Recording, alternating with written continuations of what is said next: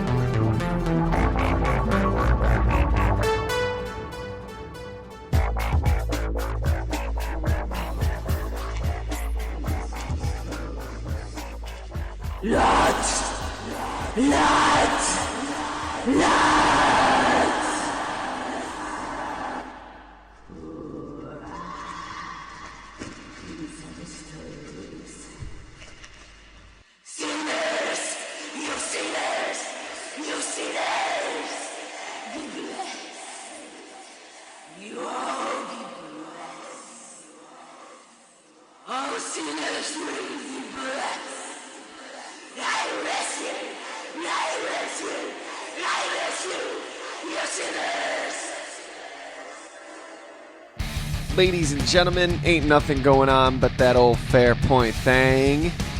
I'm one half of your hosts, Nathan K. I'm the other half, Craig Lewis. It's uncomfortable from the get-go because today we have a very uncomfortable, unnerving, disconcerting... Hold on, let me go to thesaurus.com. I need more.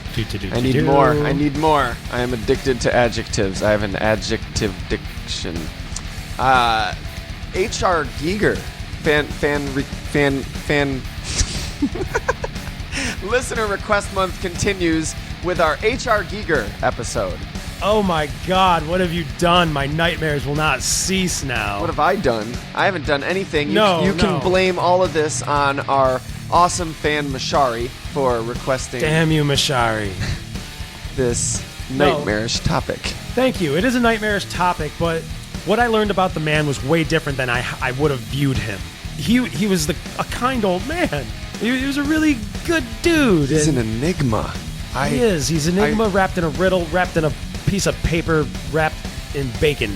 If you're not familiar by name, we're sure you've seen his work. If you've ever walked into a Hot Topic in 1997 and browsed through their poster rack. Yeah, right? Or I'm sure you might have seen a little-known movie called Poltergeist 2.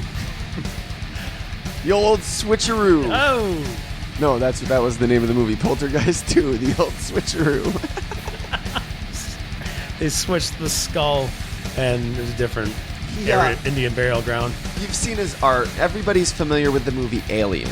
Everybody's also familiar with Poltergeist 2, but I think Alien is the cultural touchstone that we can use as a bridge to bring you to this man's paintings. He was a Swiss painter, and he designed the alien creature from the movie Alien. You know, like Alien versus Predator, that alien.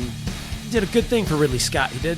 He designed it way before it was a Ridley Scott thing. He had a book published. That look, right? Yes, the book was... what is it? Necronomicon? H.R. Giger's Necronomicon. Which really confused you. It's not H.P. Lovecraft's Necronomicon. It's Nor is it Giger. H.R. Puffenstuff's Necronomicon, which... Nor is it... I want to see that one. Sam Raimi's Necronomicon, which is basically H.P. Lovecraft's Necronomicon. And he had these weird creatures, you know, these humanoid depictions. Creatures, none of these words sound right, but... Well, the term he coined was biomechanical. Yeah, I don't think he coined the term. Well, there was really no other art like that at the time when he put that shit out. Maybe he did, I wonder. It's a good question. Who was the first person to use the word biomechanical? Was it Giger? I want to find out. Craig, you're going with Giger? I'm going with Giger, and if it wasn't Giger, he was at least the most important person to make the work. Damn, it looks like Google Trends only goes back to like 2007. I kid.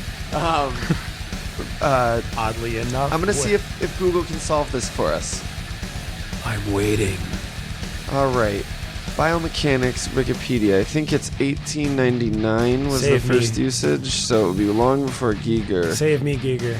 Let's see. Word. Find word. Save There we go. me, Word Google. history. The word biomechanics, 1899. Well, that's biomechanics. And the related biomechanical, 1856, even earlier. Oh, damn. From the ancient Greek bios, meaning life, and mechanique, meaning mechanics, to refer to the study of the mechanical principles of living organisms, particularly their movement and structure. So it doesn't say who was the first person to use it, but 1856 was the earliest. People were thinking of androids in 1856. They were already on that next level shit. These were people...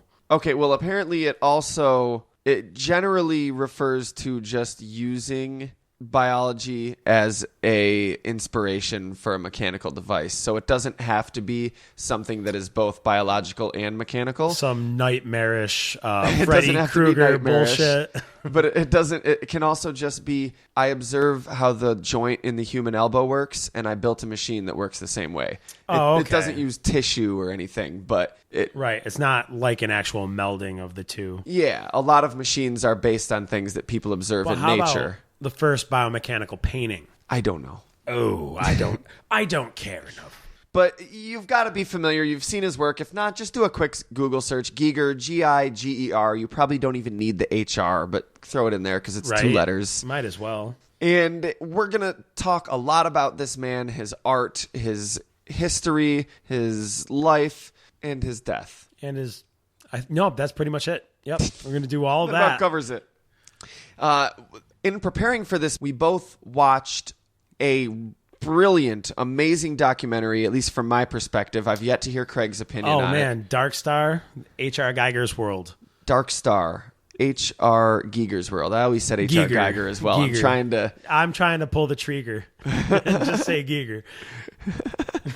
Come on, Craig. I thoroughly enjoyed this movie, and I think this is what you were talking about when you were talking about getting to know him. A lot of that. Yeah, it was from this movie. You see interviews with him, and seems like a very kind person, you know? I would have thought that the person that would create this stuff would have some fucking demons, you know, Oh, and he does. He does, but and it's very obvious even watching it. See, you're talking about how he's such a kind, gentle, and you get that. You get that he is a kind, gentle person. Everybody around him is touched and moved by him, yes, and loves him and is so happy to be around him and loves his presence and is so friendly to him. And you can tell that he's nice to them, but he's also in this movie. This movie also was shot just like months before he died. Yeah, that was also kind of eerie to think about. Like this was shortly before it happened. I couldn't find anything online about him being sick. Could you? He fell and he had complications. I know that's how he died. But in this movie, he seems there's something wrong. It seems like he's given up. I no disrespect meant to the man, but it really, when you see earlier videos of him, they show some in the movie, and you can find some other ones online. And there's interviews with him when he's talking, like again online, and he has energy and he's vibrant and seems alive. Well, and he really just seemed almost dead in this movie. He really did. Maybe it was because he was 74 years old. But 74, I mean, Danny DeVito's 70. Like, shit. But like, age affects everybody differently. You know, Denzel like some Washington's probably like almost 70, dude. I know you know some 35-year-olds, and you're like, man, that dude's like 65 on the inside. Yeah, I know, but it's just weird. It definitely. I'm just saying it's something I noticed, and it increased the enigma to me because I could see that he was a warm person with a warm soul who brought joy to those people in his life, and they all loved him dearly. And I could see that he wasn't cold to them, but he also seemed cold and detached and weathered from the world. Like he was just done. Like I really think, because you mentioned he died from falling. When that happened, I think we actually on the podcast maybe made an offhand comment like, "What the fuck? Really? He died from falling?" But after seeing this, I think he had already died. You know what I mean? Like, yeah, a lot of people months before inside, right? A lot of people say, when you decide when you're gonna go, kind of. Yeah. No disrespect to people who lost in unforeseen tragedies, but it really, maybe that's it. He fell and his body had already given up, and it was like, okay, there's the out. I see what you're saying, yeah, and bring everybody down. I'm sorry. There was definitely like yeah, right. Maybe because there was something like it was like a mix between sad and beautiful and happy. And then it seemed like there was a bit of a torture in there. Like you would think. So much. He seemed very tortured. And there was something up with his voice. Like it was very, it really sounded like he was sick or just incredibly old. And he was only 76. I know that's really old, but come on, there's a lot of people that age or older that he seemed like I'm harping on it. Yeah, let's move on. You already get it. But we get it. It's a fantastic fucking movie. It's a fantastic view into his life. Dude, his house was like a character in and of itself. Seeing his house. That house was crazy. It was a big house, but it seemed so cramped and narrow and small because it was just lined with books. It made me feel better about myself because I get down on myself for being a book hoarder. And no, you can look into my room. That's really not that bad. I'm looking into the door right now from our recording, and it's really not that bad. It's pretty bad. He had books piled from in his bathtub to the ceiling in rooms that were just stacks and stacks and stacks to the ceiling. No organization, no order. Only chaos. And I was just left to wonder, did he really read all of those books? But it was a beautiful mess. And there was artwork, and there was Post-it notes, and there was billboards, and there was typewriters and shelves. A roaming cat.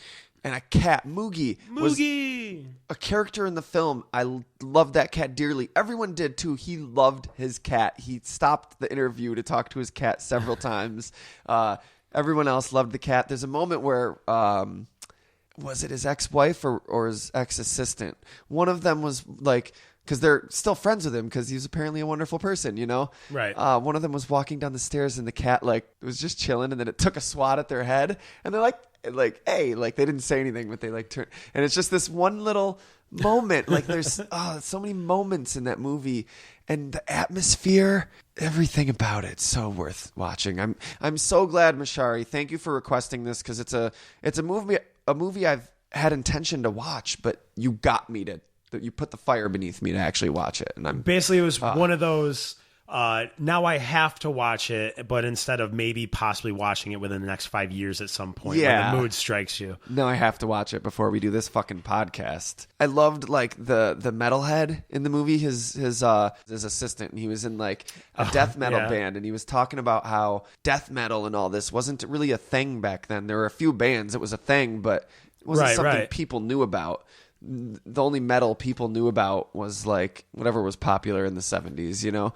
And I mean, back in the 70s, there wasn't a lot of death metal going on at all. Right? Anywhere. He reached out to H.R. Giger and was like, you know, we're huge fans. This is our music. We'd really love to do something with you or something, or have you do some art. And he wrote back. He didn't expect them to write back. He's talking about this in the movie. He's like, he wrote back and was like, I listened to the music and I see the connection and I'd be happy to work with you. And he ended up hiring the guy as his assistant. And this dude is practically in tears. They stayed friends with this guy. He's still friends, still working together. Worked with him. And he's talking about how much they ask Giger, are you aware of how much you mean to Tom? And Giger's like, how much I mean to Tom? And they're like, yeah. And he pauses a moment to think about like how to answer the question. And he's like, I think we both mean so much to each other. And like Tom's like, it's an honor that you think that. And like almost it seems like he's on the verge of crying. Like everybody seems like they're on the verge of crying. It seemed like everybody they showed meeting Giger for the first time too, like at book signings, like people were fucking crying in tears meeting him.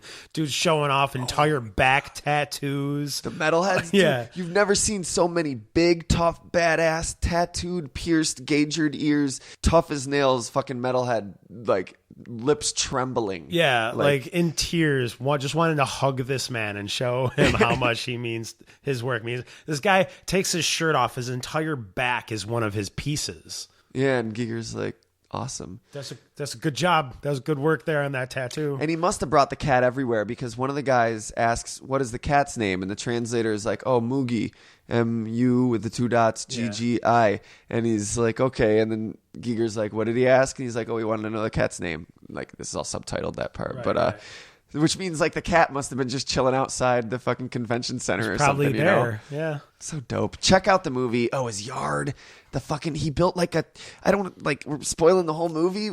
He's a sculptor too. So he built a train ride in his backyard. Yeah. and you go through these tunnels of horror. Intense. And he has like the kids in the neighborhood would ride it on Halloween, and like, holy shit, dude! And he it's just so has cool. different tunnels made. It's like riding a train through a nightmare. It is one of the most visually, aesthetically pleasing movies I've watched in so long. Watch it. You'll be transfixed. It's amazing. You also might have nightmares, though, because a lot of the pieces are... The pieces are... I don't know if the movie will give you necessarily nightmares. Doing what we did and like staying up all night, watching the documentary, watching through. Alien, looking at all his art, reading analysis of his art, reading his history, reading about his nightmares, reading and his the trauma. Necronomicon backwards. Aloud. Not... Oh, yeah. Well, maybe not every single syllable. We got it pretty much. But we're going to have a hell of a fucking time, no pun intended, with this episode. We're ready. We're drinking some absinthe, not absinthe. We're talking the real shit, motherfucker. And in honor of H.R. Giger, we already named him the patron saint of sexually charged night terrors. So that's something to drink to there. Here's to you. And here's to you. And I am already feeling quite loose, my friend. Only one glass of absinthe, or else we're not going to... I'm not going to remember the rest of this podcast. Yeah, this would derail into a whole like Blair Witch Project 2 bit. Where this is the real shit. The wood, wormwood, and everything. It's not illegal anymore.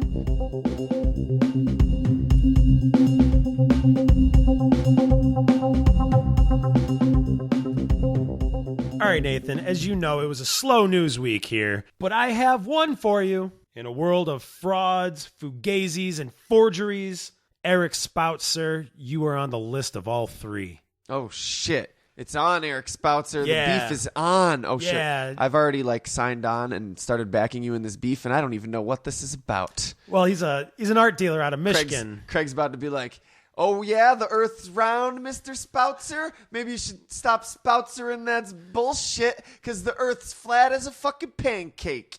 No, it's flatter than that. It's flatter than pancakes. It's flat like a paper. Like a fucking paper. A map, if you would. We uncovered that last time. How come when I dig... Shut up! Sheeple? Well, I mean, I guess it could be about yay deep.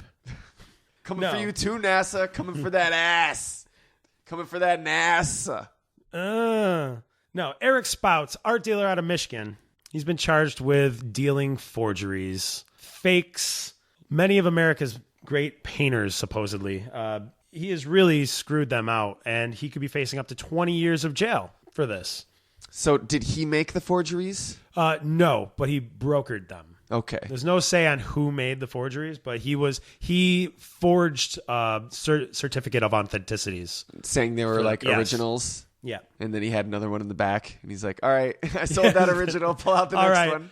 Okay. He sold some to the Smithsonian. So the lady shows up the next day, and she's like, yes, I bought this painting. I actually need to return it. I have the receipt. And then he's like, what? And he looks up on the wall, and he's like, ma'am, that right there is the original Van Gogh. Right. Starry Sky. You, ma'am, are a forger, and I have half a mind to call the police on you. He's got 12 of them in the back.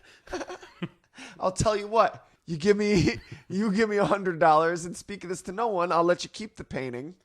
Yeah. And we'll forget this ever happened. We'll call it a finder's fee.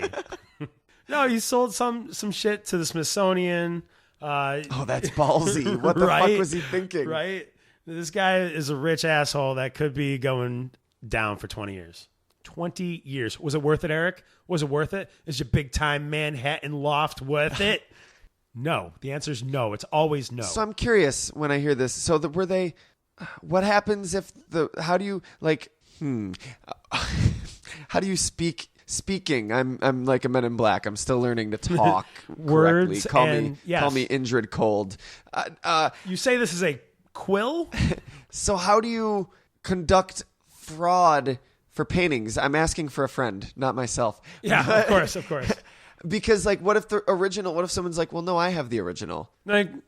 Or do you just make up paintings and you're like, no, this is another painting by him that you never heard of. It's from Canada. They clearly would have the best curator around, and he'll look in and, look at the piece detailed and he knows the actual brush strokes. Because I guess it's about that. Pardon my ignorance, but I feel like I'm ignorant too. Yeah, I just feel like with do you know what artists it was? Maybe they're not humongous. Like they weren't either big name artists. Okay, that's why then. Because So, I'm like, I feel like with a big name like Picasso or something, like everyone knows. Yeah, no Picassos, but you can easily look up where everyone knows all of his paintings and where they are, right? You know, or at least most of them. Yeah, for the most part, like I don't know, but I'm saying it's on record where what paintings Picasso did and where they are. So if you show up and you're like, yeah, this is the real thing, and they're like, let me just call the Museum of Natural History real quick, and you're like, why would the Museum of Natural History have a Picasso painting? No, they had a Joan Mitchell first print. Franz Klein, Willem de Kooning. You know any of these artists? They are famous supposedly, but I wouldn't be able to tell you what they did. Well, Craig, unfortunately, I'm drinking absinthe, which actually, no, that makes you silly. Yeah, so I can't pull a Rudyard Kipling, but absinthe can definitely help me be an art snob. So yes, Craig, until this glass of absinthe is gone, I absolutely know all those artists. I like their earlier stuff. Until the glass of absinthe is gone.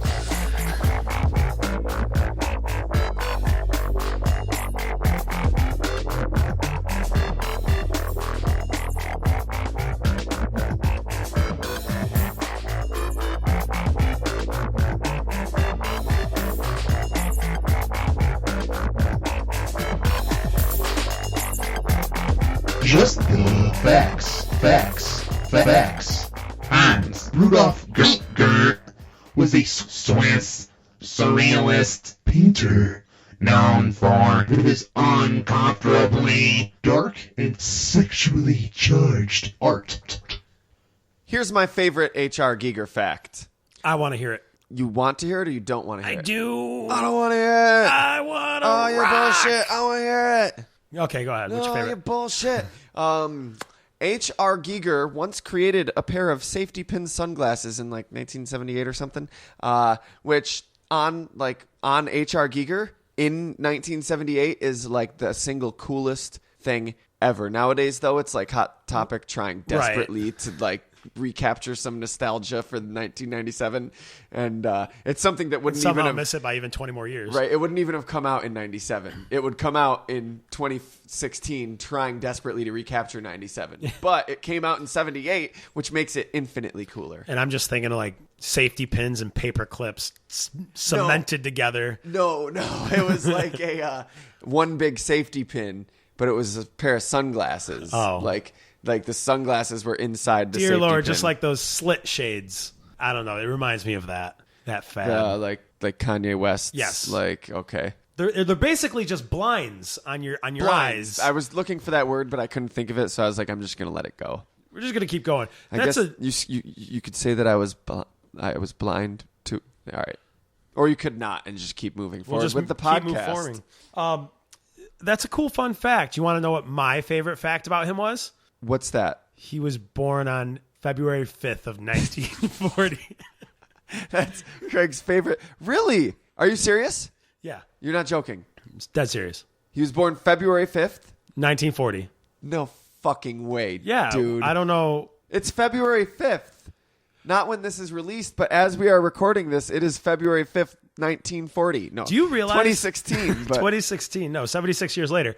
Do you realize that I have written the date February 5th, 2/5 so many times today at work? It's not even funny. And you still didn't realize I didn't even connect it. And you're like, "Do you realize what date?" I'm like, so you legit, as you said that was your favorite fact, you were just joking, right? I was joking. You didn't even make the connection? No. Wow. Because I was about to be like, that's a funny joke. Your favorite fact is his birthday. But then I was like, wait, yeah, February I was doing the stupid bit. And that's another raise your absinthe.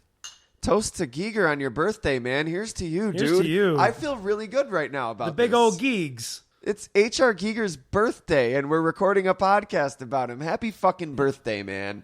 Patron saint of night terrors. Sexually charged night terrors.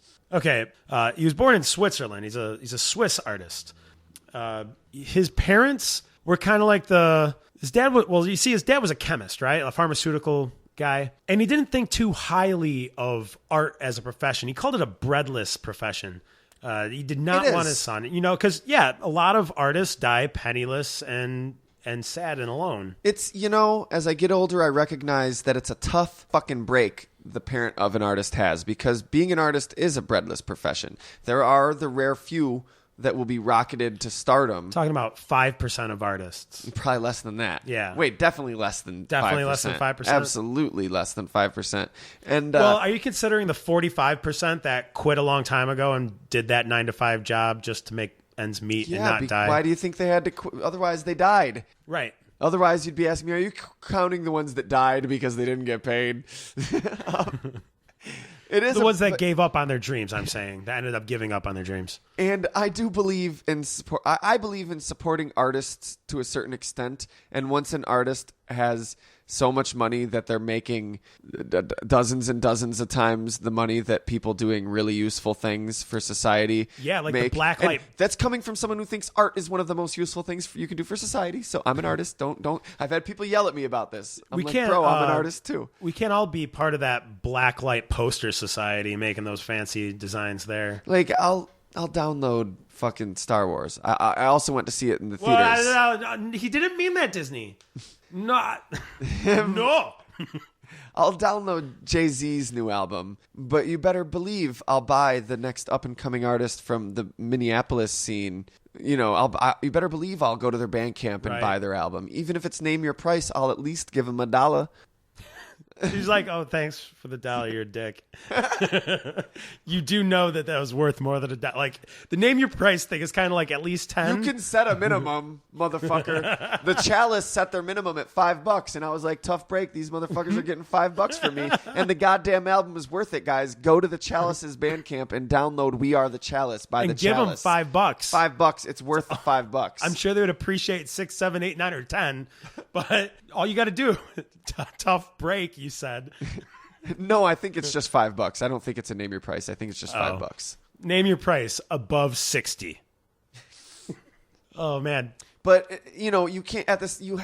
I feel like it's tough. I'm not a parent, but I feel like I could never squander my child's artistic aspirations. I'm such an artist at heart, and I would love for my child to be an artist, but I also can't watch my child be penniless.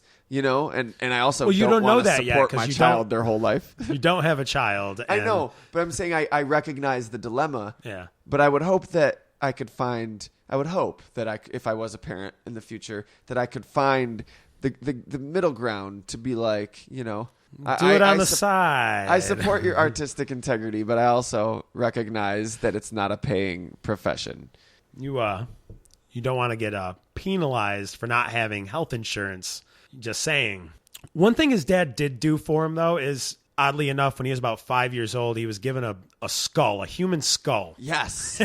and this little motherfucker, this little geeger over here, he tied a rope to it and dragged it around. He's like, I'm not fucking afraid of death. It did intimidate him and scared him, but to prove it's a human skull. To prove that he wasn't afraid, he dragged it around like a fucking can on a string, like, I don't know, whatever poor kids do in their fucking that actually draws a huge parallel to his paintings in general. That same lesson. Yeah, you think so? Oh, show.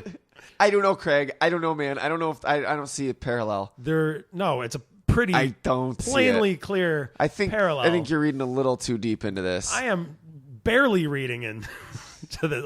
Whatever the shallowest form of reading into it is. And another formative event in his youth that also clearly affected his art, his sister took him to this museum when they were younger. Oh, and the museum. There was a mummy there in the basement. They had a mummy on display, and it terrified him. He was really scared. God damn it, Giger, stay out of the basement. Stay out of the basement. We told you. Damn it.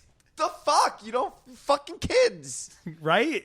Just stay out of the basement. They don't get it.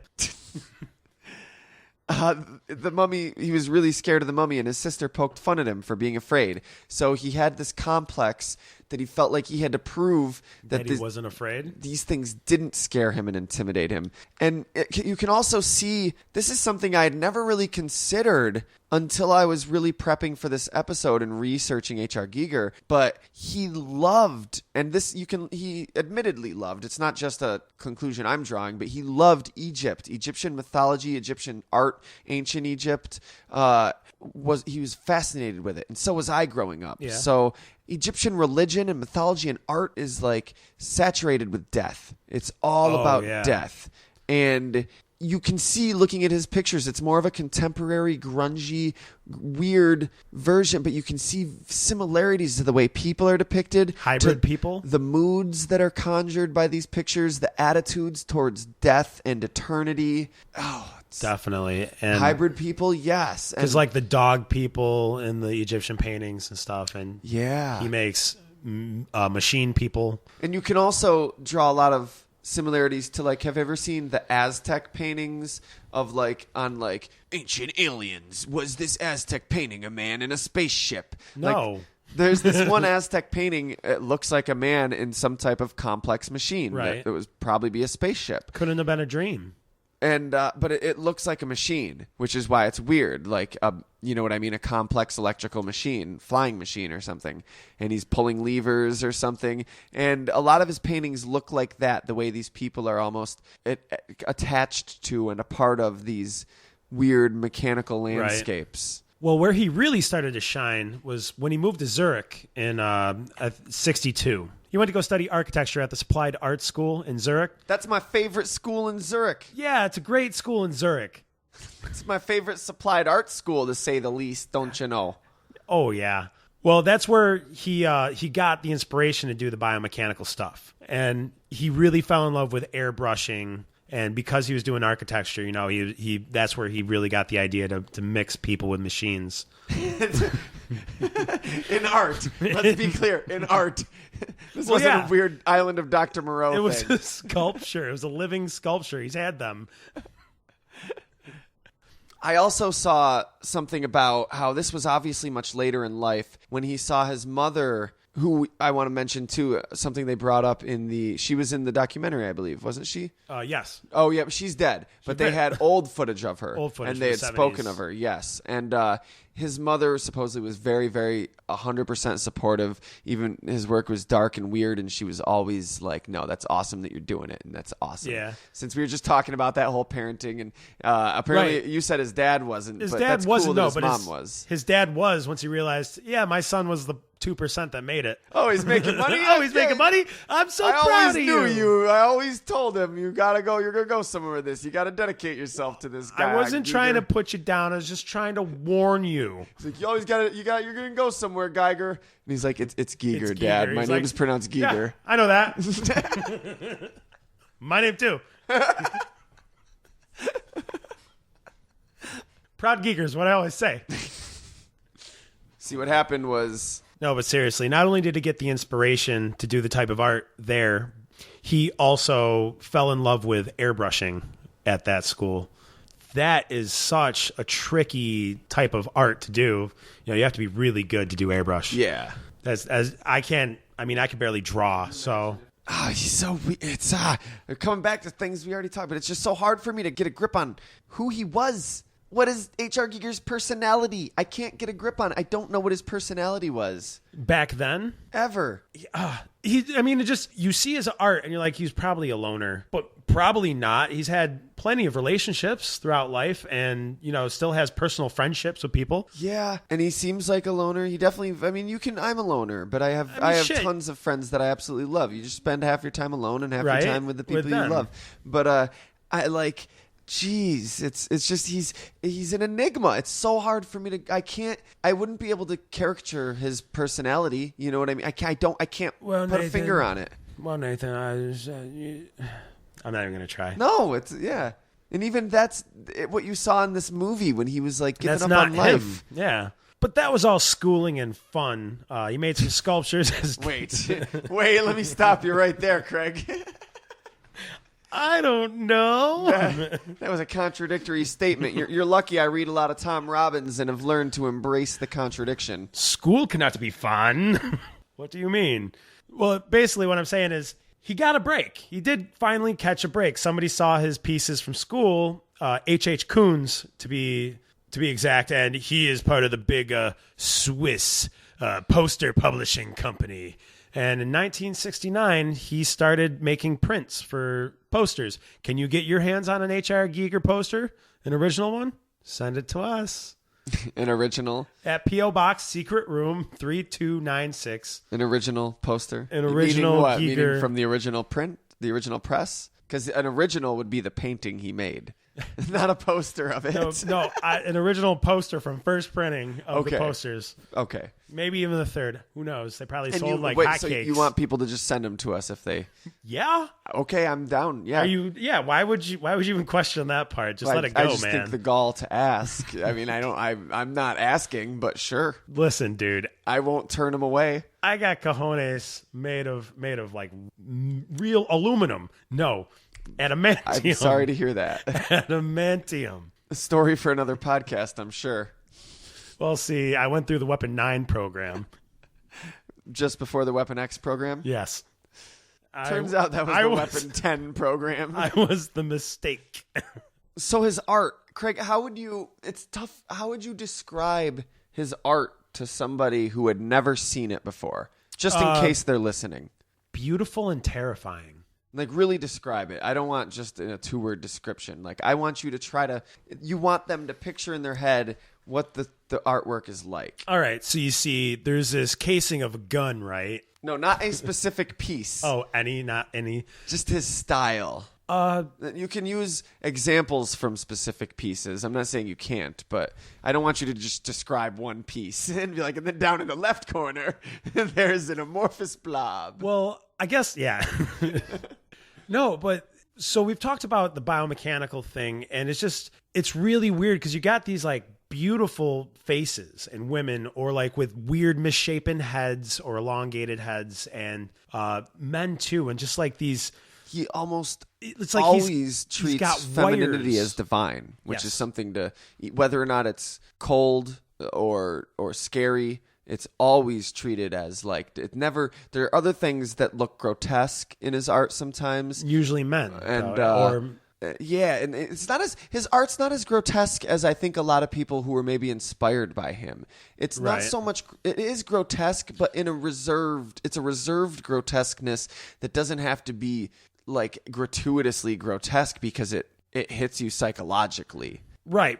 And it's like there's all these tubes or wires like going into the body, and like attaching a metal object to some point. And it's very sexual. It's always very sexuality is a part of it. It has a lot to do with birth and with death.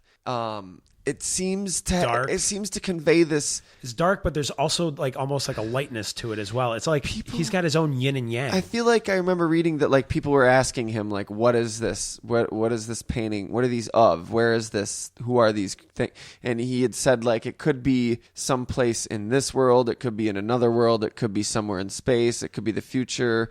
And I think he was, I don't know why you're asking me, is pretty much what he's saying. Yeah, like it's just a painting. What do you mean? It's just a painting is what it comes down to. But I see it more as like a thing like what people who take DMT, when they talk about going somewhere, they're not actually going somewhere. They're sitting in their fucking lazy boy drooling on themselves. But they go somewhere in their mind. And it's not necessarily in their mind though. It's impossible to describe, but it's meta. It's meta space, so it's meta location. You know what I mean?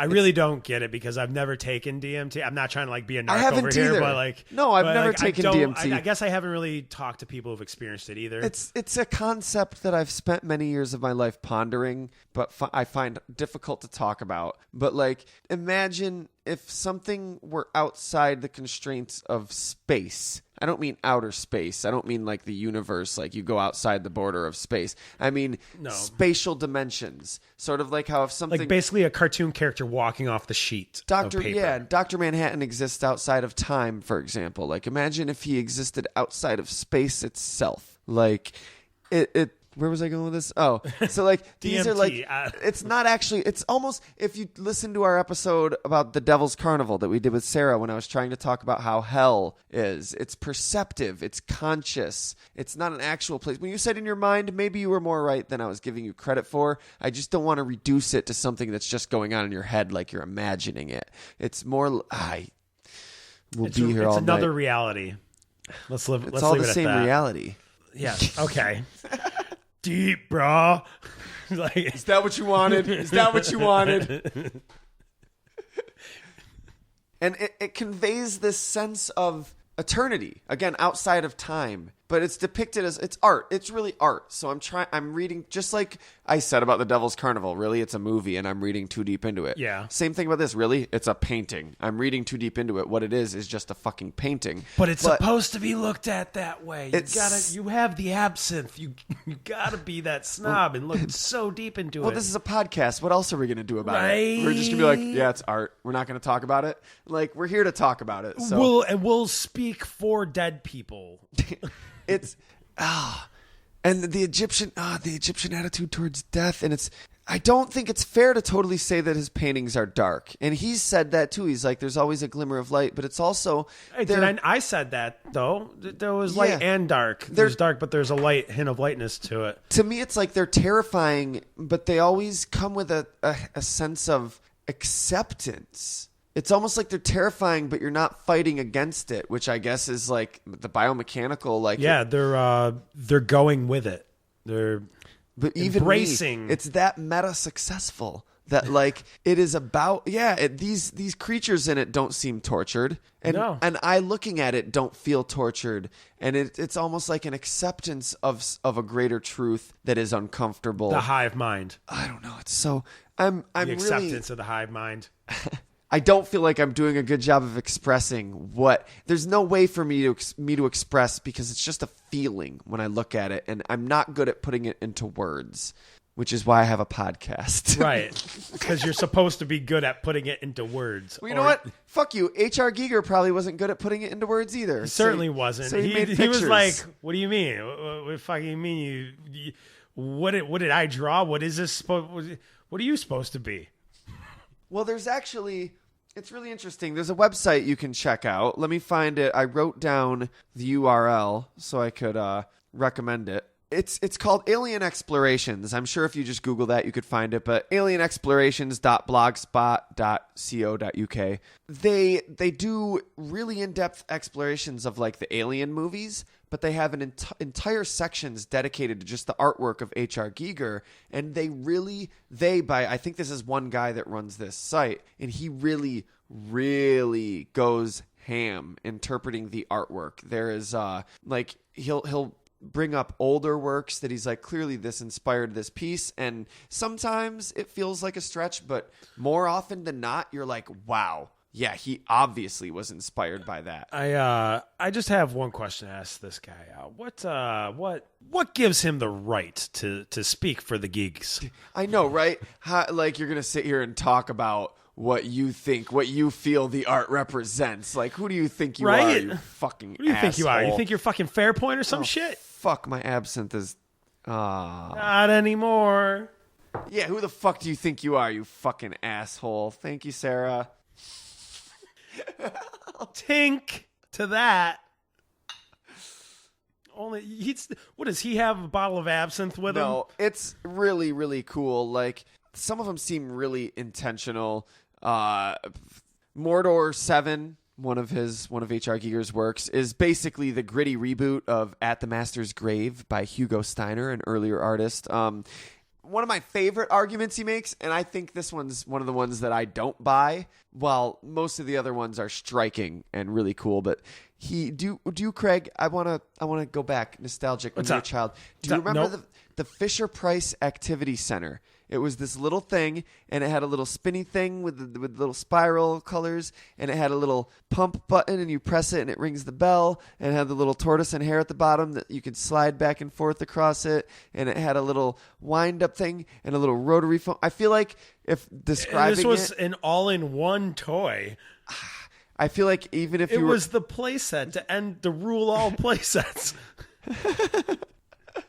I feel like even if you remember it, unless you look at a picture, you're not going to remember it by me describing it. But he claims that one of his pieces, Passage Temple Entrance, which is like almost like a landscape piece. It's like this biomechanical entity structure, not an entity, with an entrance that is shaped perfectly for a human to walk through. And he claims that it may have been inspired by the Fisher-Price Activity Center.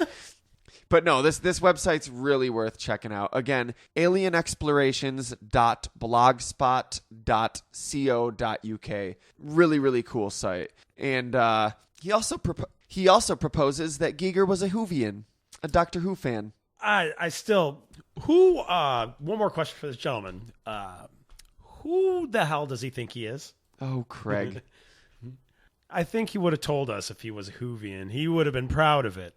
All right, so moving on. Another common thing that pops up in his art, a common theme, is the trauma of... Hey, Nathan and Craig, you bloody wankers. Seriously? Right while we're in the middle of fucking recording, dude? What the fuck do you want, Guy Fawkes? Or needs to borrow Mecha Brandon Doyer? Fine, whatever. Knock yourself out. Just no using him to watch porn. Oh, piss off. That was one time. Come on, Mecha Brandon Doyer. Let's go. You're coming with me. Oh, are we going to get ice cream? All right, Jesus Christ, he's fucking annoying. I hate him. I love him. God, I love Mecha Brandon Dyer, though. He's so helpful. So, where were we? it was a thought that never got finished, but we were talking about the biomechanical, and we were talking about how I feel like it's scary, it's intimidating, creepy, and terrifying, but it's also like there's some sense of accepting and like it not being that. There's a total synergy to all his pieces. It's like I'm looking at this one where this thing's strapped and with metal objects going into its eyes, its mouth, coming out of the back of its head, and it's just like it loves it. It's like it's it loves the metal. Well, it's not even. It doesn't. It seems to be separated from emotion. Devoid, right? It doesn't seem to be. There doesn't seem to be any suffering. It's just. That's it. It's something that's always been there. That's it. I think I just put my finger on it. There's no suffering in any of his art, is there?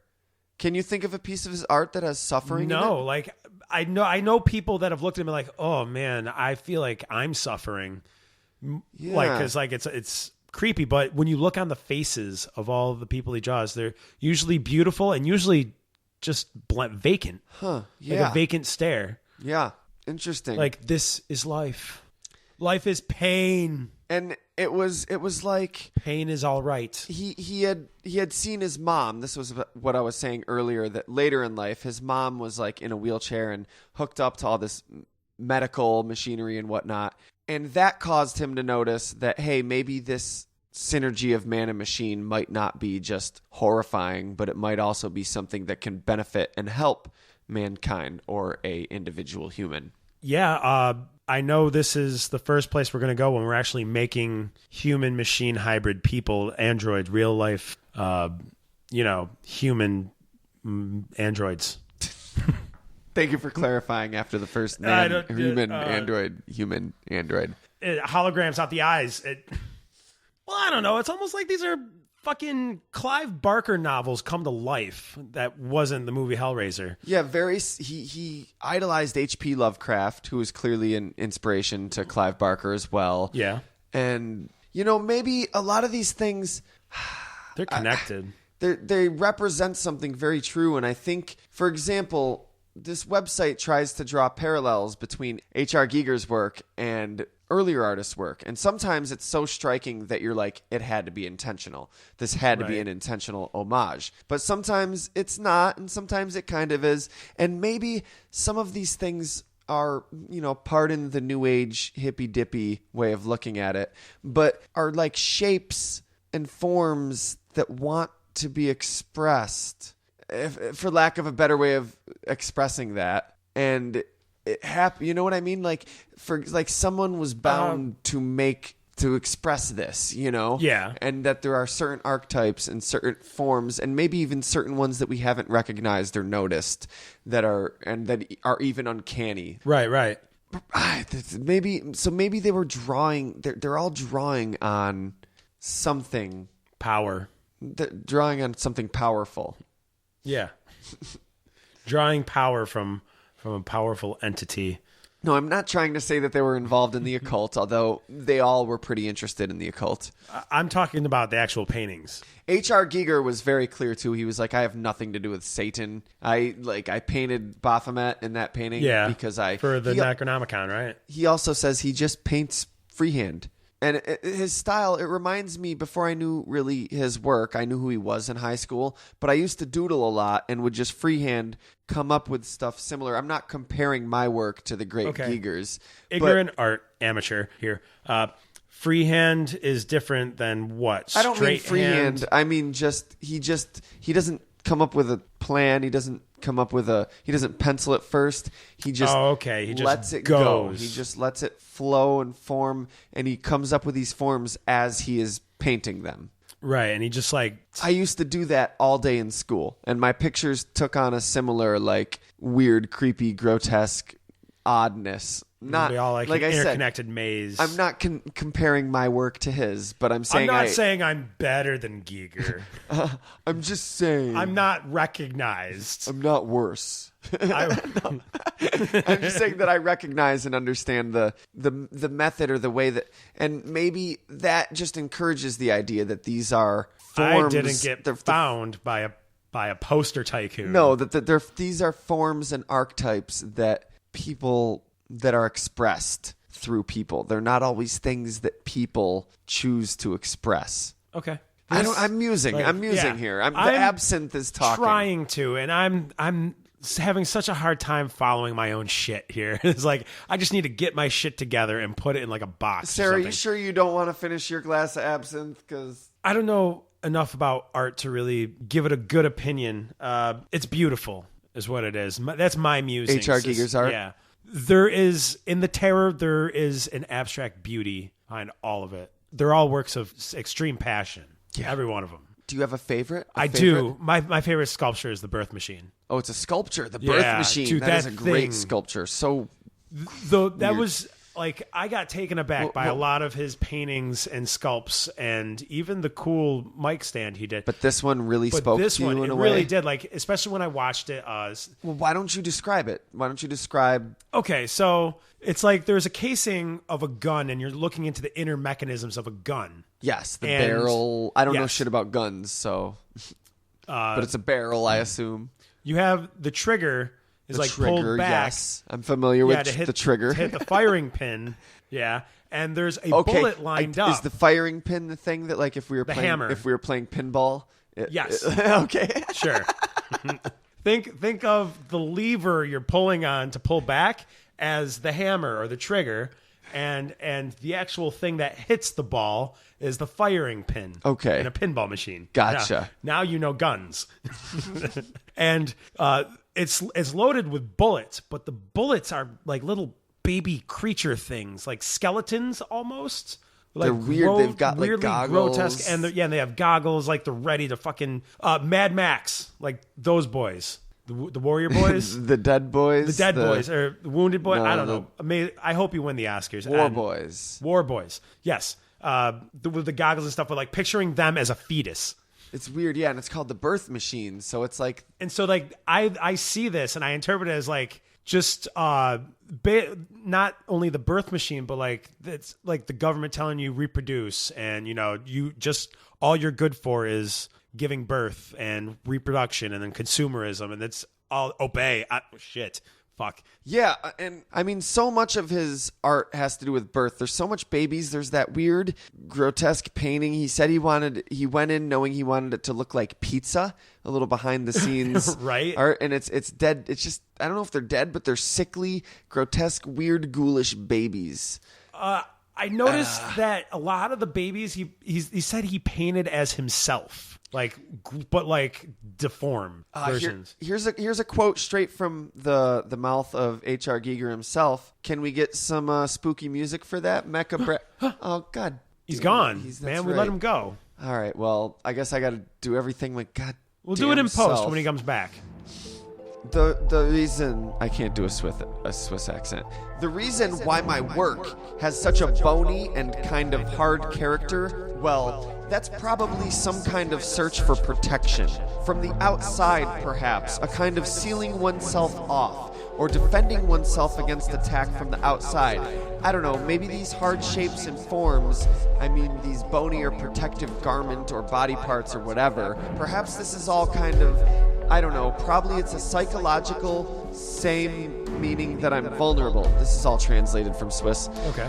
So I don't get, that part was weird. Same meaning that I'm vulnerable, that I know I'm vulnerable, and then through this kind of armoring, I'm trying to find protection.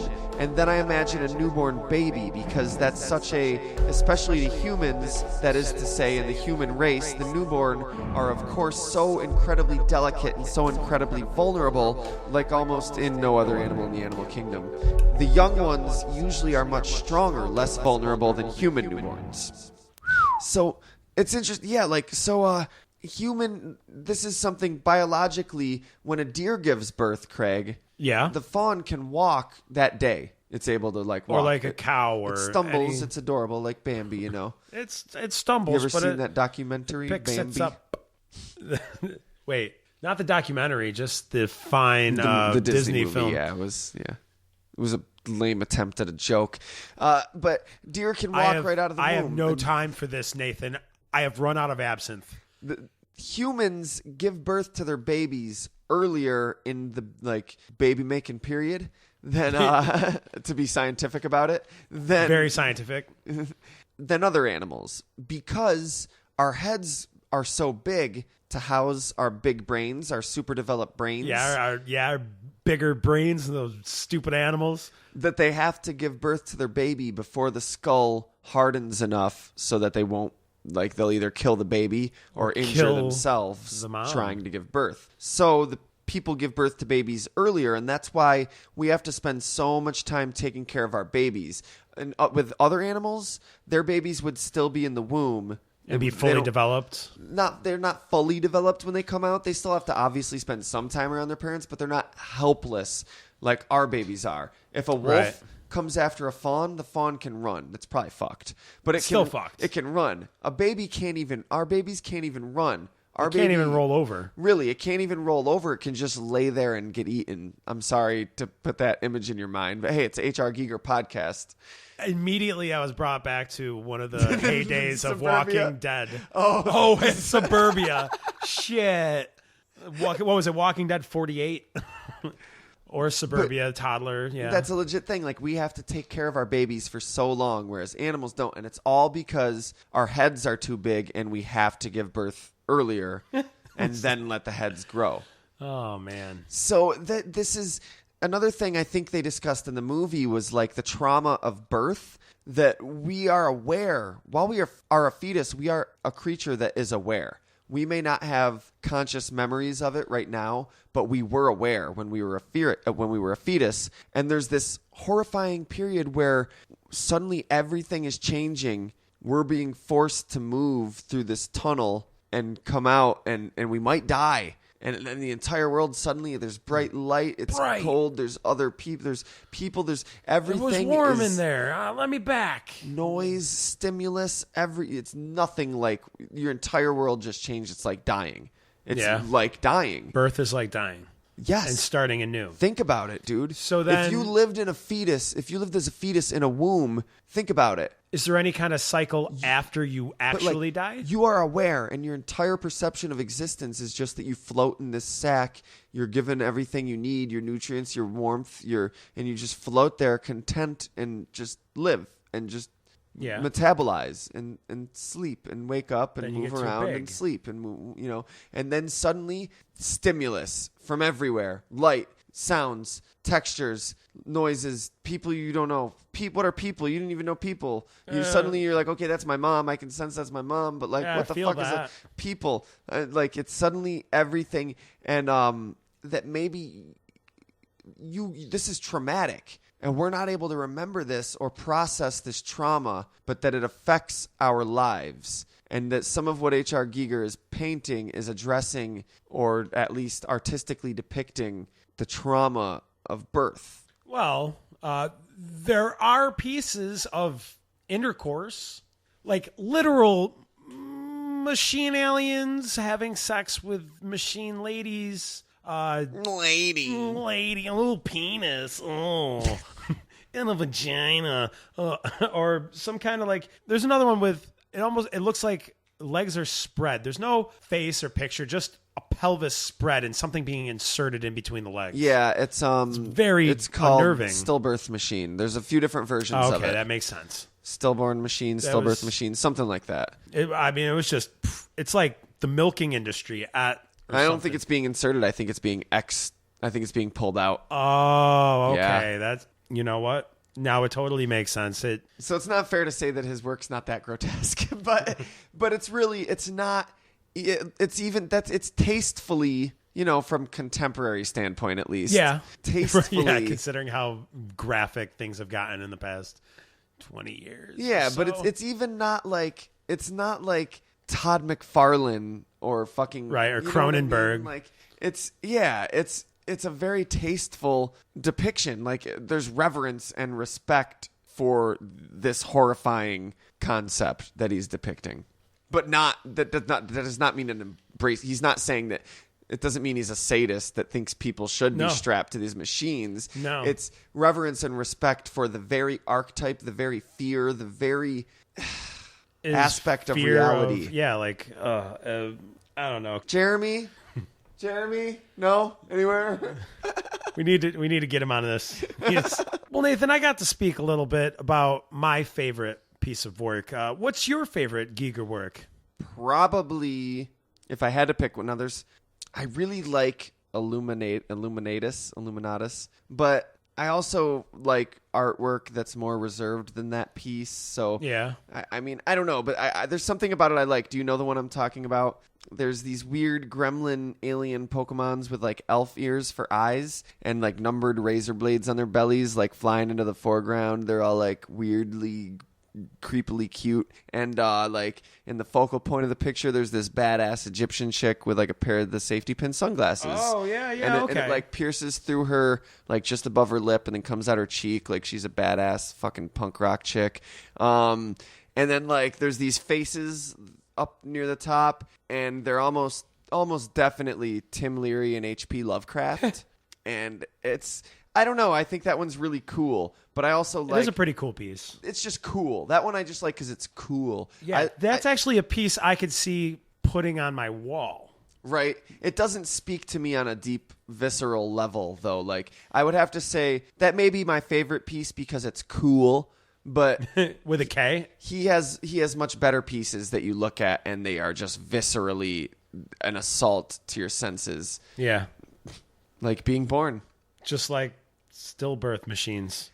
It's so much of it comes from his nightmares. Like you said, these might induce nightmares. Well, they came from nightmares and they will create new nightmares, not just Wes Craven kinds. I've always been fascinated with dreams and nightmares. I remember. Oh, yeah. Like that one Fear Enough we did about the movie Nightmare. Yeah. Yeah, that was crazy. Yo, guys, if you're into this, go check out our side podcast, Fair Enough. And it wasn't a Fear Enough, but we did an episode about a documentary called The Nightmare. Oh, was it a Fear Enough? No. Oh, I thought it was a Fear Enough. But you don't need to have watched the documentary to enjoy the episode. We talk about sleep paralysis. We talk about some personal experiences.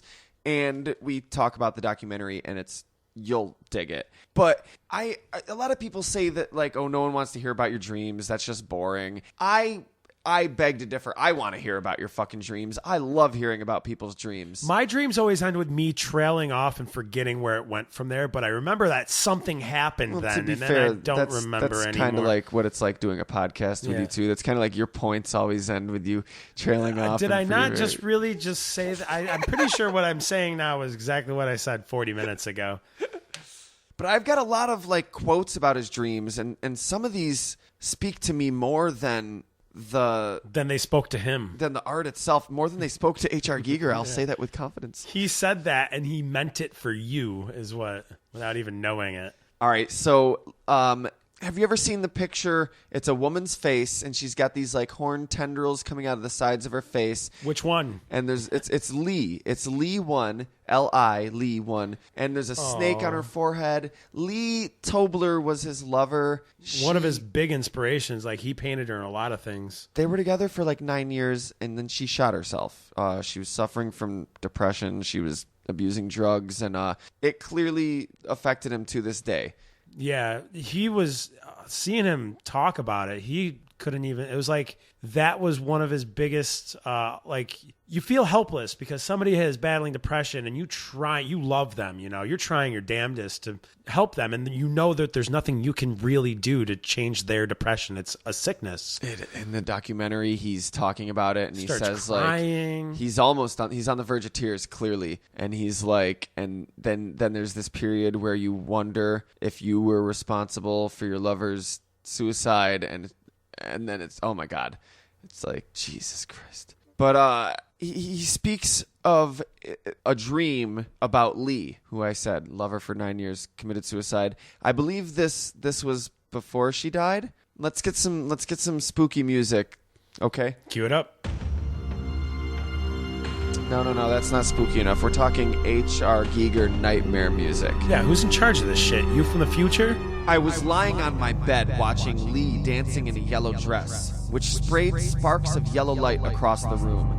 The space was interwoven with red geometric shapes, and the pictures on the wall were coming away in layers. The walls pulsated in step with my heartbeat. The first sign of anxiety came when I suddenly had to piss and went to the lavatory.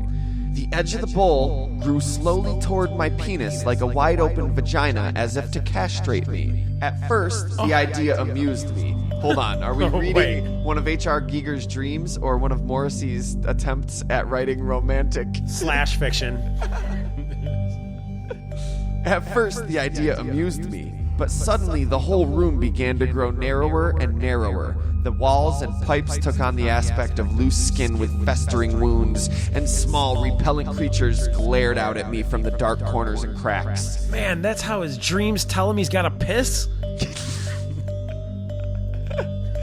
Go before bed. God damn. This is how I learned to always piss before I went to bed. This is how I learned to stop drinking water before bed. I turned and hurried toward the exit, but the door was infinitely far away and very narrow and tall. The walls hemmed me like two paunchy lumps of flesh. I leapt for the door, drew the bolt, and rushed into the corridor, gasping for breath.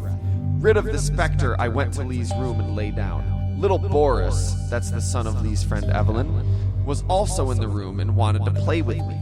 He began to trample on the bed beside me, kicking me. I was helpless as a small child and could not defend myself. Lee finally rescued me from my diminutive tormentor, who had by now turned into a little violet-green devil with an offensively mean and aggressive expression. Shit. Lee took Boris to his mother, who was hanging around in the kitchen. But knowing that she was raising the devil? But the couple of kicks in the stomach had been enough. I felt sick. The air in the room was stifling. My only thought was to throw open the window and escape to the garden, for the room was at ground level. But at the last minute, I noticed a woman looking at me strangely. The vomit already in my mouth, I turned round, rushed into the corridor, and suddenly stopped dead. I was afraid to go into the narrow lavatory again. In the kitchen, I noticed Evelyn with her son, both staring at me. The only sanctuary was the small bathroom and the rusty blue bathtub with its flaking enamel. So I grabbed Lee by the hand and dragged her into the bathroom, where I vomited into the bathtub. The vomit spewed endlessly from my mouth in the form of a thick, gray, leathery worm, turning into a kind of primeval slime, and once into the living intestines of a slaughtered pig. So this just became a David Lynch film. I'm so glad I don't dream like H.R. Giger. Jesus. I would like to see this dream animated, though. During this whole performance, I had felt Lee firmly by the left wrist. I had held Lee firmly by the left wrist. She had been struggling to free the clogged waste pipe by poking at it with a ballpoint pen. Oh my God, it's not done. Finally, she could no longer stand the repulsive garlic-impregnated smell, and we both vomited together into the bathtub, hand in hand, while the gas water heater glared at us malevolently. Now I was afraid of... It laughed at them. It was impregnated by garlic. It was impregnated with garlic. Now I was afraid of being alone, and Lee had to keep holding me by the hand like a small child. I wanted to leave the house and get out into the fresh air. She put on my coat and shoes, and we went into the street, but I was overcome with panic again. We had to make wide detours around harmless passers-by whom my brain had turned into crazed murderers. Everything seemed hostile towards me. Houses, trees, cars, only water could calm me down. A trench by the roadside threatened to swallow me up. Despite Lee's assurances that it was not so, the pavement seemed to slant violently, so that I kept sliding sideways into the trench. I clung to Lee with tear-filled eyes, for I seemed to be lost without her. Lee had to suddenly get some chewing gum to rid of the sour taste in her mouth. She went to the kiosk, and I had to stand alone and helpless a couple of minutes on the corner. When she finally came back, I was frozen and shivering, and wanted to return to my little room and I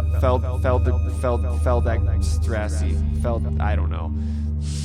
It's a wonder this man wasn't a recluse. This was a mistake, however, for hardly had we entered the room when the warmth and confined space brought back my nausea. I vomit into a basin and ordered Lee to turn all the pictures to face the wall. All of them frightened me, and I grew Turn all the mirrors! All of them frightened me, and I grew more and more panic-stricken. Lee had to carry out my orders with lightning succession. The fear of losing control of my senses made me more and more confused in my actions. Suddenly, I felt I could not stand the torment anymore. I had to kill myself. Now the loaded revolver became highly dangerous. I asked Lee to empty it and throw the ammunition away, but she did not know how. I had to take hold of the revolver to do it myself, and in doing so, suddenly became aware of the ridiculously of my fear. My horror vanished, and, thank God, I awoke. He got some closure in his dream, too. Shit. He's like, wait a second. I'm not scared of stupid guns.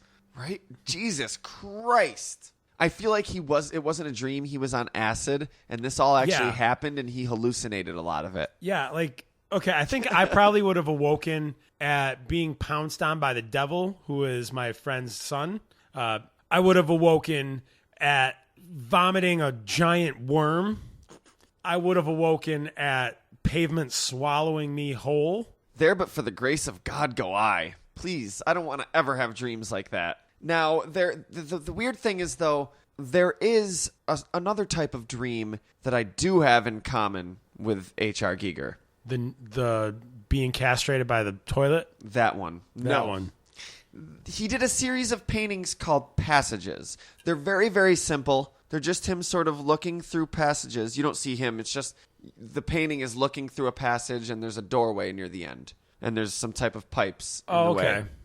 He says that they're based on these nightmares that he used to have, and they're very similar to not quite nightmares, but just weird dreams that I would have. They always had a sense of urgency when I had them, but they weren't nightmares. There was no terror. But first, I'm going to let him explain it. Or you know what? No, fuck it. I'll put you in my shoes. First, here's the dreams that I used to have.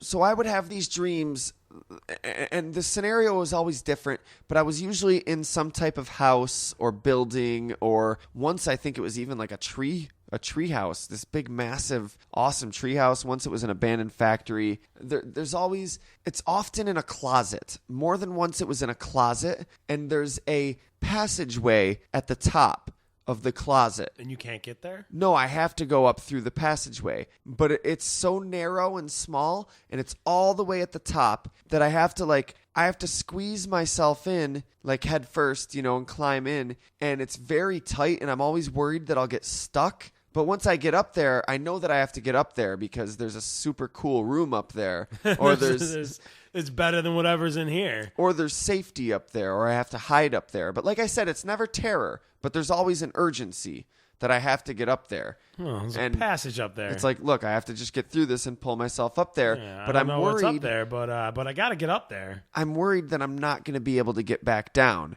And often I know that it's a room that I'm going to go up there, and I'm going to be in a room that I'm going to be stuck in this room if I can't get back down. And because how are you going to get back down? Lowering yourself feet first? Because you have to go I don't know how to describe it, but you have to go sideways and then down so your body can't, you know what I mean? There'd be no comfortable way to get down. And he describes these dreams Here, I'm just going to read another quote. Let's fire up that creepy music again. Okay, the quote music. The strongest thing in my work, I think, is the claustrophobic stuff. I still sometimes have shitty dreams with that in being inside rooms that are like graves, a stone grave, a tomb. And I always think in a dream, oh my god, why am I here? Claustrophobic things are terrible. I used to think that all was finished, but it's still here. That's more important to me than the erotic stuff. A long time ago, I used to have nightmares. I was stuck in a kind of oven with my hands drawn up and I couldn't get any air. And that was probably a dream which, from my mother, mine was a difficult birth, you see. That's what my mother told me. I didn't want to come out, and of course I couldn't get any air, and that happened again and again. And then from far away, I would see a light, and then it would become dark again. I couldn't get any air and so on, and these unpleasant dreams stopped when I began to paint those passages, which actually represent that condition. At the time, I didn't notice that at all, but, well, it's turned out to be true because I haven't had any of those dreams since then. I think these were two separate quotes, and I read the first one into the second one? And then the second one was just like, well, I thought it was finished, but it's actually still here. So he thought he had conquered them. One more quote. The first of Corridor Pictures was prompted by a series of dreams. In these, I usually found myself in a large white room without doors or windows. The only exit, a dark iron opening barred by an iron hoop halfway along. Moreover, in passing through this opening, I regularly got stuck, and to crown everything, the exit at the end of this long chimney, where I could see only a faint shimmer of light, would be promptly shut by an unseen force. Now I was stuck in the tube with my arms pressed by my sides, unable to move forwards or backwards, and feeling that I was running out of air. The only way out was to wake up. I subsequently painted some of these imaginary passages, and since then have been spared this birth trauma. But the passages became for me a symbol of growth and dissolution in ever possible stage of pleasure and pain, and they had remained with me to this day. Wow, that's holy shit. I definitely see the connection with these passages being about being born, basically, and being stuck. He said he was a difficult birth. Yeah, I had these dreams for years and never made that connection, but it's so obvious. But he did. It's fucking crazy, dude. Subconscious birth trauma. I have never had any of these dreams. I just become zombies in my dream. Really? Well, yeah, I've said it before on a podcast. I'm not gonna do it again. But then there's the little movie called Alien. Yes, see, H.R. Giger, he's a super respected artist in the art world, but there was a time in his career... He sculpts, too. He does, yes. Yeah. He was someone showed the Necronomicon book to Ridley Scott, right? Ridley Scott, the director of the movie Alien. He called up Giger and said he wanted him to make the Alien. Yes, for his new horror movie, and H.R. Giger took the job. And hell yeah, man. He's no big Hollywood special effects makeup guru here, but he'll give it a shot. He'll throw out a few sketches and then build something for you. Yeah, they actually used a real human skull to make that. We're only going to talk so much because we're definitely going to do episodes about the Alien movies. Oh, absolutely. We already did one about the Alien toys, the Xenomorph toys. So hey, you HR Giger fans, go back and check out, I don't remember, 84, 70, I don't fucking know, Xenomorph toys. He even had a bunch of paintings, too, that were like these alien beings. Was it before or after he made the Alien that he made all these other paintings, like with basically like the alien head? Oh yeah, no, that was in the Necronomicon. Yeah, okay. And that's why somebody showed that to Ridley Scott, and he was like, "Yup, this is the guy," because he wanted something different that hadn't been done in horror before. He's like, "I want something like this, but not with a giant dick protruding from its mouth." But that's what he wanted. But maybe like make that another little mouth. And yeah, obviously he wanted it to be more subtle so people wouldn't think that they were watching a movie about dicks, rape coming out of mouths. It's the entire Alien movie. The reason it's so uncomfortable and horrifying, there's many reasons. Isolation, the atmosphere, isolation, but rape. It's designed to attack you on a subconscious sexual level. Like, it's a real... We're going to do a whole episode about Alien, so I don't want to spend too much time on it, but it's one of the coolest parts about H.R. Giger's career, so we can't gloss over it. So, but Ridley Scott's just like looking at this shit. He's like, yeah, oh yeah, that's the stuff right there. That's the stuff that's gonna make Sigourney Weaver hot. Sigourney Weaver? I barely know her. I love the Pope and all, but I'm getting so tired of that joke. Don't worry, maybe like 40 more times and it's going to come back around being hilarious again. He became, after that, like we said, there were metal bands that reached out to him. I made a whole playlist to listen to while researching. You were talking about dicks. No. What? I'm kidding. No, you weren't talking about dicks, but we were talking about dicks kind of coming out of Alien Mouse. You were talking about doing stuff for bands. I'm talking about H.R. Giger's impact on pop culture and collaboration with pop culture artists. That's where I was getting. I was getting there. Dead Kennedys. Penis landscapes. Yes. Well, hold on, because dicks and butts and dicks and butts. And that is something we can talk about. I was exciting. There was something that I was saying, and you were like, "Yeah, but instead of that, we're going to talk about the Dead Kennedys, dicks and butts and dicks and butts." He did all sorts of work for musical artists. I was wondering if you wanted to know what I threw on my fucking playlist to listen to while we were researching, but apparently you don't give a shit. I don't know shit. Why does I don't care. Nobody cares about your playlists. What are you? Some kind of guy that makes playlists for a living? You a DJ? You want to know who it was? It was gonna be funny. It was gonna be like I put some Tool on there, and yep, okay, I can see it, and that was it. Just Tool, just Tool. It was gonna be funny, but no. It was a long play of what, just Tool? And I'd be like, yeah, well, what else? What would you listen to while you were researching H.R. Giger? Just a perfect circle. He never actually did any work with Tool, but they're clearly influenced. Right. But as you were saying... dicks and butts and dicks and butts. The Dead Kennedys, awesome punk band, used his painting, what was it? Landscape XX. Double X. Not quite triple, but double. It's a weird... You know, like those motifs where it's like... two images, but they're like a pattern, and they somehow like shape, or like their shapes like can be repeated next to each other, like like a pattern, like a blanket pattern. It's like that, but it's funny. Dicks and butts and dicks and butts. It got banned, and yes, well they had to go to trial, an obscenity trial. Well, what's funny about this is the reason why it got banned, and there was this whole obscenity trial, is because the people thought it was a real photo and not a painting. The jury thought it was a photograph. Like, how did you do this to people? Now look it up. Google if you're not, if you're okay with looking at. Don't do it at work. But landscape XX. Just tons of shafts. It's not possible there's no possible way for that to be photographed. It's just a bunch of women's legs that form men's leg. Like it all melds together like a pattern. Yeah.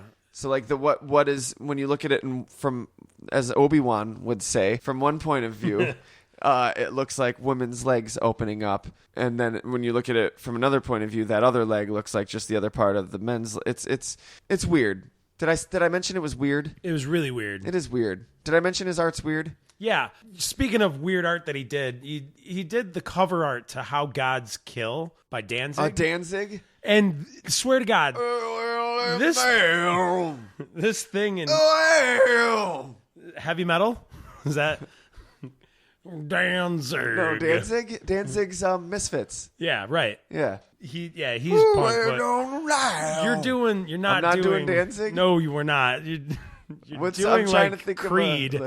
No. Danzig, the way Danzig sings is, I always found it funny, but it's also catchy. Halloween. Anyways. Halloween. How's it like? Halloween. Like, I can only think of Dead Kennedy's Halloween now. Halloween. Dead Kennedy. Halloween. That's Dead Kennedy's. I can only think of One Last Shot's Halloween now. Anyways, this cover is literally like a Contra end boss.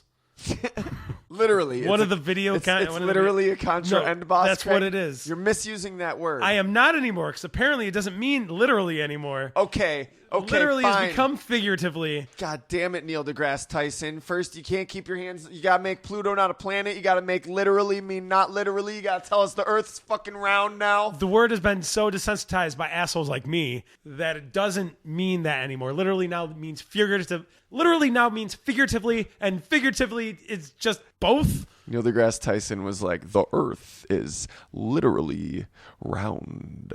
It's a round Earth. It's literally round. And when B.O.B. was like, I looked up literally in the dictionary, and it means not actually, but kind of like figuratively, you know? I'm sorry. I have a beef with them changing the definition because that means that literally means figuratively, which means there is no opposite to figuratively which now. means that there is no word for literally. There's no word that means literally. Literally, there is no word I fell that into means the trap. literally. I was just trying to use a holder word and literally popped out. And I should have said figuratively, it looks like a contraboss. But literally puts more impact on it. It's bigger than a contraboss, Craig. Oh, no. Have you played Super Contra? Those bosses are huge. They're a lot bigger. Debbie Harry, he did a cover to a Debbie Harry album. Have you seen the Debbie Harry? She's got nails through her face. And like, yes. No, I know what you're talking about. the classic Debbie Harry album, Cuckoo. The classic one, Cuckoo. It's Debbie Harry, so she gets away with naming her album Cuckoo because it's fucking Debbie Harry. Yeah, it's like you know. That's a very Debbie Harry album title. Cuckoo? Yeah. Kachoo? Yeah. No. Apparently it comes from H.R. Giger suggested some other name that was like, it was like Aku Aku, which was like Cthulhuoid for like death becomes thee or something. Was it really? I was picturing just like it meant something, but not that. Aku means witch doctor, and it's just something like that. And she was like, "Okay, I like that. I'm gonna call it Cuckoo." And he was like, "Word. Well, you're Debbie Harry, so okay, because you're style do your king." thing, Debbie. Deborah's a fine woman. She's a great gal. And I'm sure we've all seen Jonathan Davis, the lead singer of Korn, has this mic stand. Then. He commissioned H.R. Giger to fucking design a mic stand for him. He went to his Etsy and he was like, "Hey, H.R. Giger." And Giger was like, "Okay, I'm gonna make 5." And he goes, "I'll buy 3." No, I think he made 3 and he bought 2. Oh, was that it? I think I thought it was 3 and 5. I'm sorry. He made 3. Anyways. How are you gonna? H.R. Giger makes you 3 mic stands and you're like, "Yeah, I'm gonna take these 2. I'm not so sure about the. Do I really need It's okay, 3 though. mic stands? Do I really? I just mean- need 2. I can interchange them. They Yeah, kind of look similar anyways. Yeah. The third one, the rejected one, ended up becoming the basis for Nubian Queen. Yeah, he was like, you know what? This is too cool to just be the lead singer of Korn's. Now they're doing dubstep and shit. Right. I better make a real sculpture. He's going out. Was that? I think that's Disturbed. No, it was when Korn does the freak on a leash thing. Not the umami, I'm scared. I'll be a good boy. I thought you were doing the ooh. I'm not sure.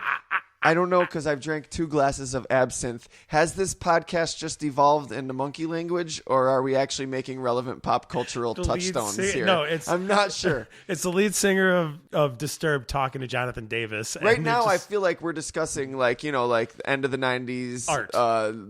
Like weird, like avant-garde, dark gothic art. But I'm not 100% sure this isn't just like the beginning of 2001: Space Odyssey, and we're just monkeys bashing at bones with other bones. Yeah, no.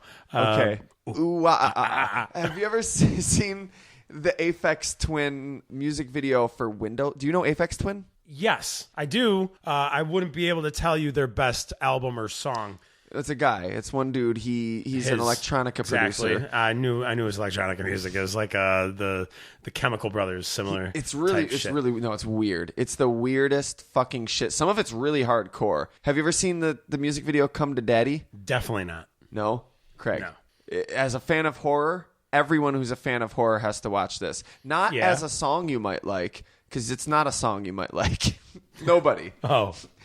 Jesus. No, I'm kidding. There are many people who will enjoy it. But the video is a work of like Faces of Death. A work of horror. No, it's not. No, it's not fucking. It's what? better. What's on your mind right now, Craig? Horror. It's like the worst. I'm thinking of like the worst possible nightmare. No, shit. but it is a true masterpiece of horror. The music video. H.R. Giger's actually been quoted saying that he loves that music video.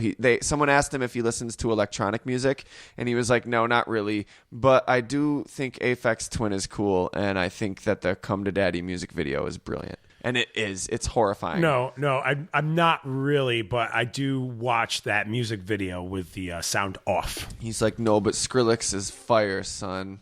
It's not electronica, son. It's not dubstep. It's 1-2 step or He's something. doing it out there for all electronica land. It's dub grind, son. It's a specific subgenre unrelated to dubstep. Similar only in its aesthetics and intentions. It's biomechanical step. But have you ever seen the Aphex Twin music video for the song Window Lickers? No. Do you know the song Window Lickers it's like that. I can't do it. Okay.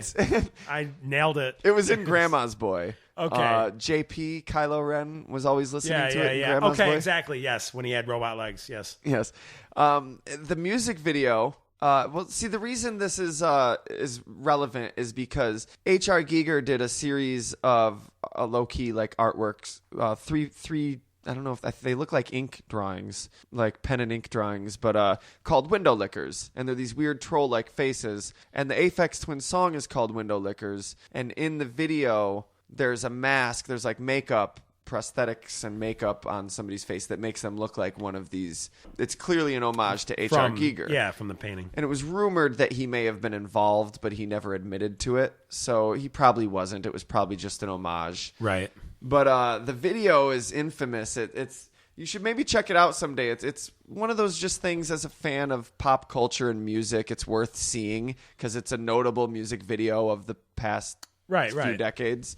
You know how a lot of rap videos start out with like maybe a lot of times it'll be a couple people driving around, like the rapper driving around with their homies, the featured just rapper, a couple shit. other people that are in the squad, and just talking shit. Maybe and a lot of times they'll like stop and holler at some girls before the rap video happens. Yeah, of course. Yeah, this goes on for day like in Compton. 20-30 seconds, a minute if you're overindulgent.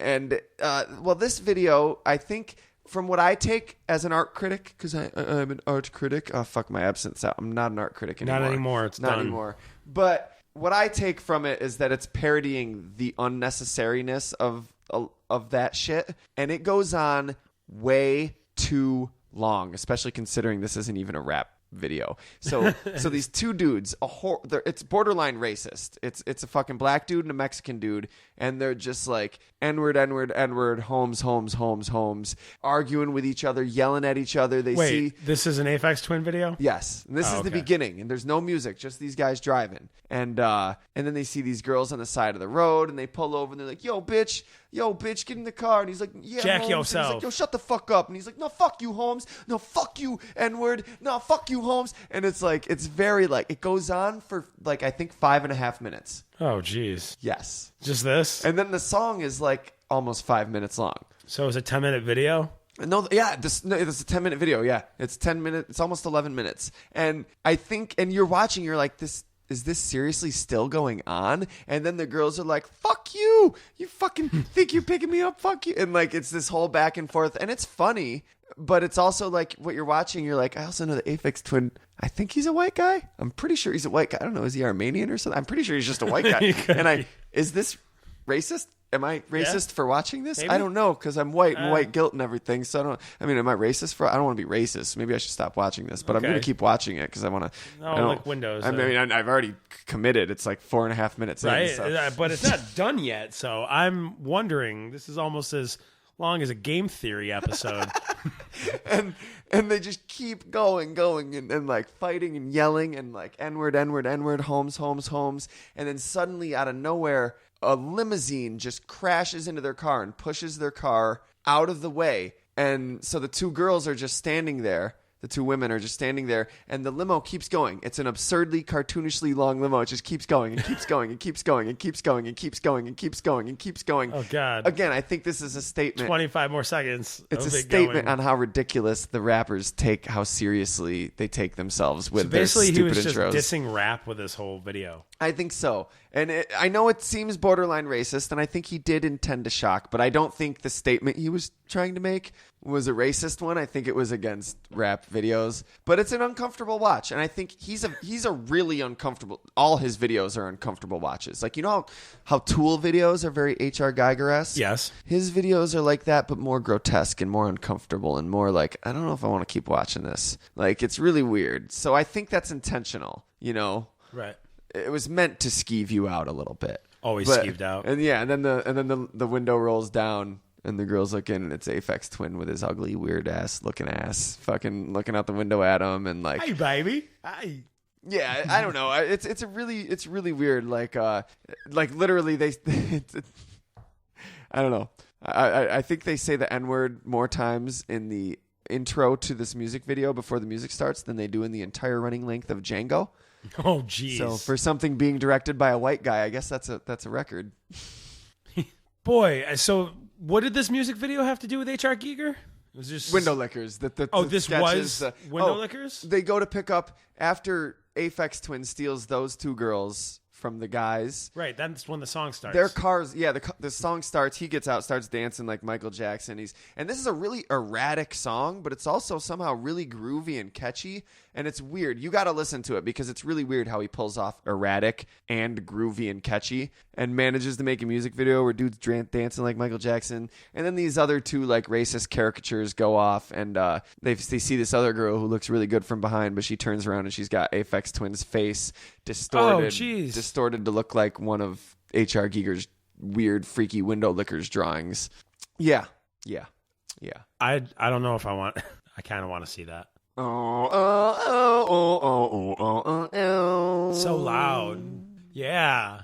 I could lose my virginity to the song. Like literally just the bass on the song. Look, I don't know where H.R. Giger's strange landscapes, creatures, entities, and emotions that he depicts. I don't know where that is. I don't know where that's supposed to be, whether it's in space, another planet, here on Earth, in hell, another dimension. No, but it's actually in the H.R. Geiger Museum. It is. It probably is. But I'll tell you what I do know where you can. I know where you can find fair news on Fairpoint, updates on Fairpoint, constant ancillary entertainment like videos, music, and pictures that have to do with our topics. What's even better is that there's actually multiple places you can find all this stuff. Yeah, well, let's start with Facebook. I'm the biggest fan of our Facebook. I haven't been paying as much attention lately, but I'm trying to rectify that and pay more. He loves our Facebook. I love Facebook. I hate Facebook because they don't show your posts to people. Twitter does. Twitter does. The usage of Facebook. I hate their algorithms.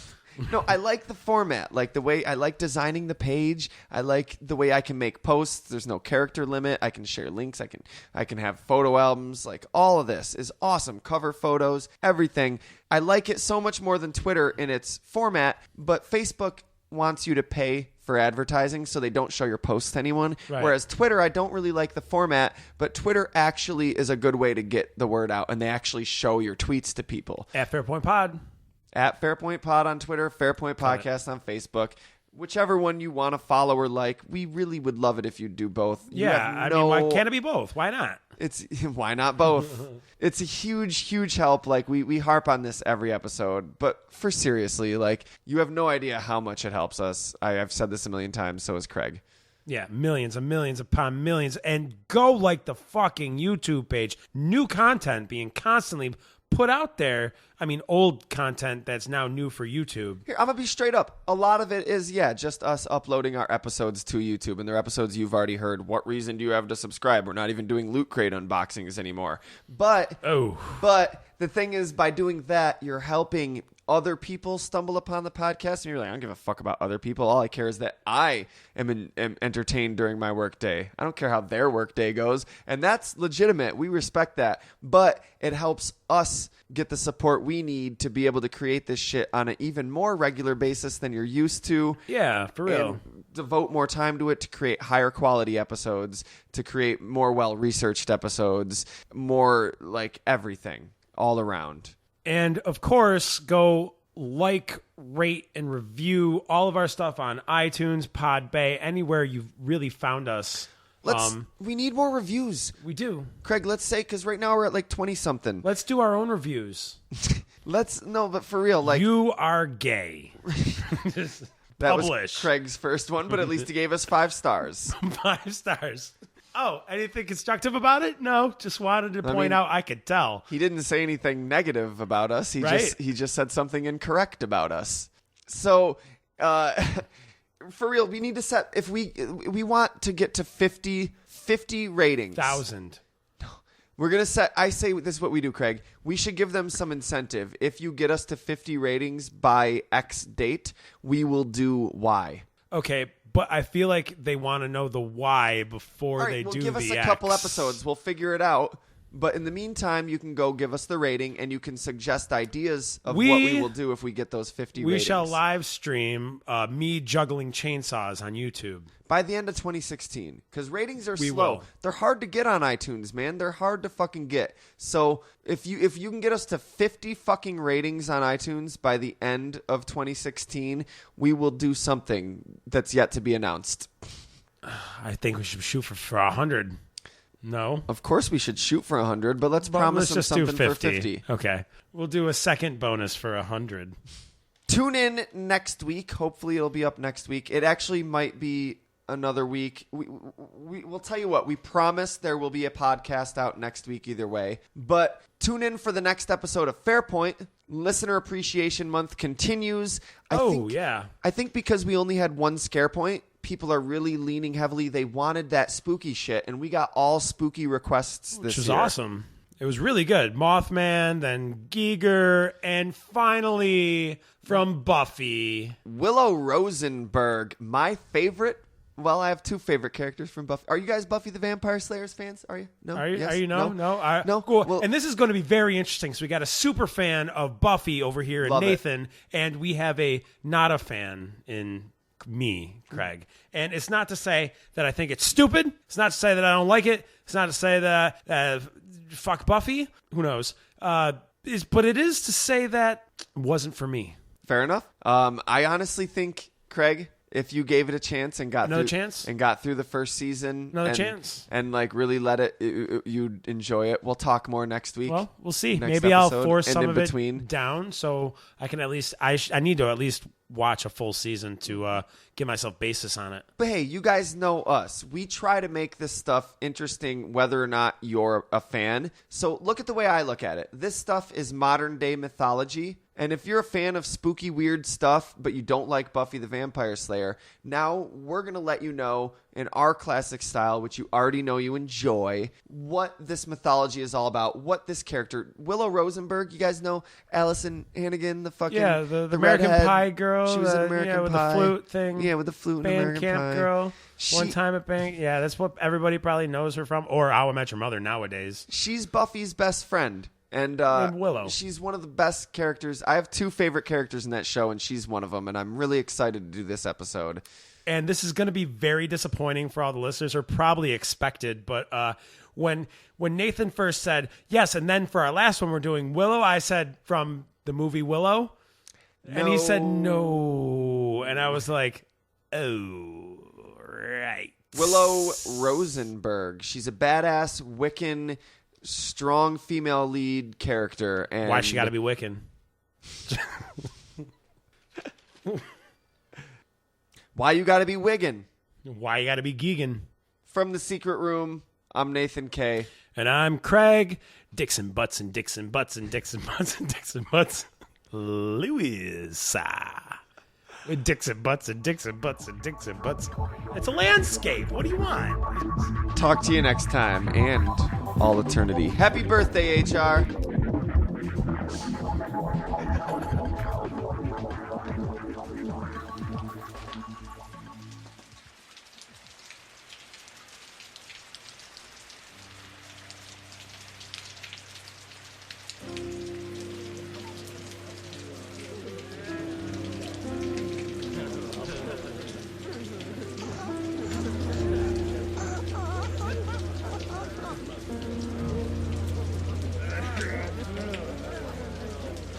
We're gathered here today to celebrate the life of our dearly departed champ guy, who has moved on from this transitory world and gone on to be in the hands of our Heavenly Father. Or Mother, if you're a Wiccan.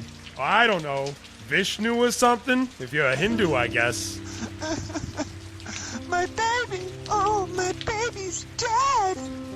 I know it's hard, man. Calm down, man. Yeah, I know it's hard, but your son is in the arms of the Lord now. That's his will, you asshole!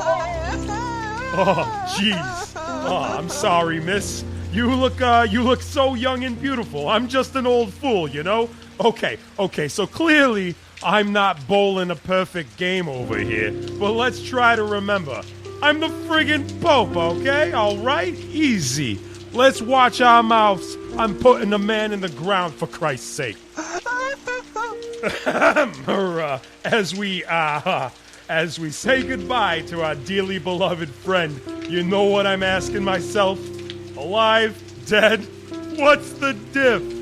We come from dust, we return to dust. It all seems a little arbitrary, doesn't it? Dude, what the fuck? Hey, put a sock in it, dingbat. I'm going somewhere with this. Where was I?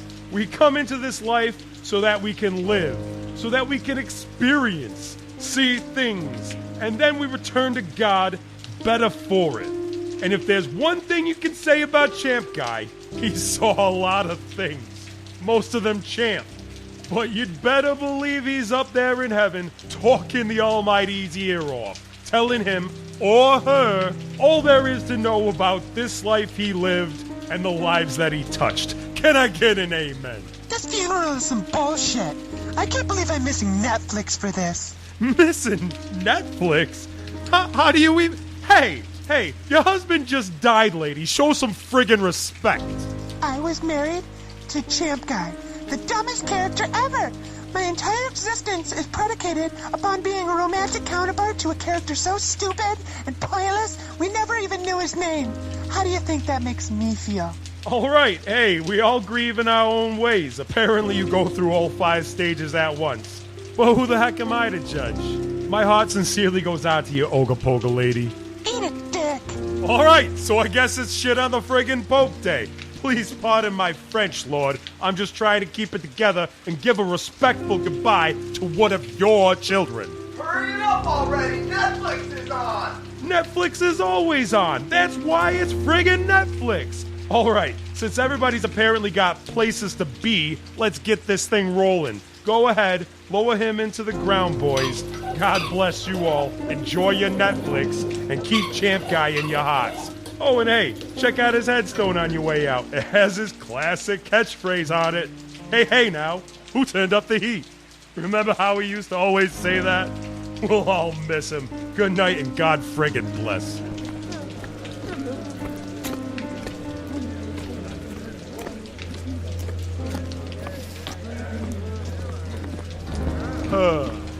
Your Pope Mobile is waiting, sir. You know, I think we're gonna take a walk, gather my thoughts. Even after all I've been through, this death stuff, it still gets me down. Will you be long? Keep it running. I'll be back in a Vatican minute. Right. Poor Champ Guy. The Pope? The friggin' Pope? Oh, Guy Fawkes. Glad you can make it to Champ Guy's funeral. Why are you off here watching from the distance? Is that for dramatic effect or something? Champ Guy's funeral? Call blimey, was that today? No, I was just out here smoking cigarettes and listening to the Smiths. Perfect day for it. Well, it's good to see you, Guy. Sad that it had to be under these circumstances. When it rains, it pours, eh? Not literally, of course. This is but a light drizzle. Terrible how we went, though, isn't it? Have you heard? Of course I have. It's all over the papers.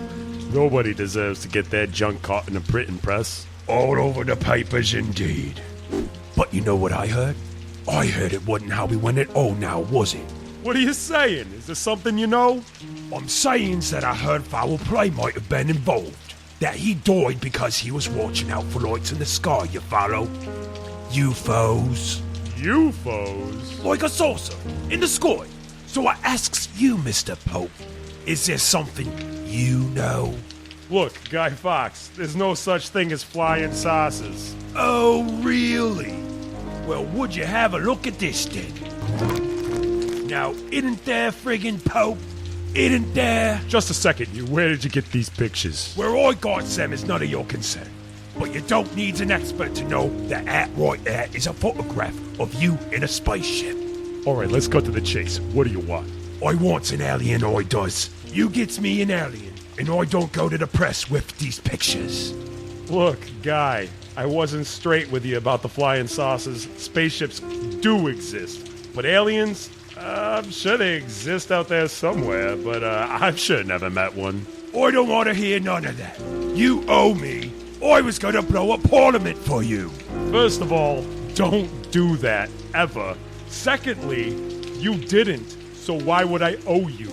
Look, I got me a Mothman, I got me a Slenderman. Now I need me an alien. I think what you need is some professional therapy. Now that's not an insult, Guy Fawkes. I worry about you, seriously. Stop chasing these fictions before you end up like Champ Guy. God rest his soul. So that's how it is then. I does you a solid, and you doesn't do Guy Fawkes enough. You've never done me a solid. Look, my ride's waiting. Good luck on your wild goose chase there. Yeah, good riddance, you bloody wanker. Okay then. Nice to see you too, Guy. Try and stay dry out here. Piss off! Well, if the friggin' Pope won't help me, then I guess I gotta do this the old-fashioned way. Break into NASA, steal a spaceship, and catch me one of them nasties by me bloody self. Right then, shouldn't be too difficult. Not gonna do it alone though, now am I? Now, if I'm remembering correctly, there's one of those hidden entrances to the secret room right around here somewhere. Aha! That's right. It's in this crypt right here, isn't it? Then I just climb in down here. Hey, Nathan and Craig, you bloody serious? wankers. Seriously? Right while we're in the middle of fucking recording, dude? What the fuck do you want, Guy Fawkes? I needs to borrow Mecha Brandon Doyer. Fine, whatever. Knock yourself out. Just no using him to watch porn. Oh, piss off. That was one time. Come on, Mecha Brandon Doyer. Let's go. You're coming with me. Oh, are we going to get ice cream? What? No, we're not going to get ice cream. Don't be stupid.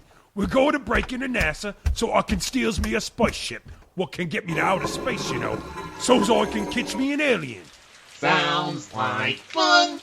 I've got a better idea. We should go roller skating. Roller skating? Are you daft? We don't have time for that rubbish. But roller skating is so baller. No, we're not going roller skating. We're catching ourselves an alien. Okay, cool.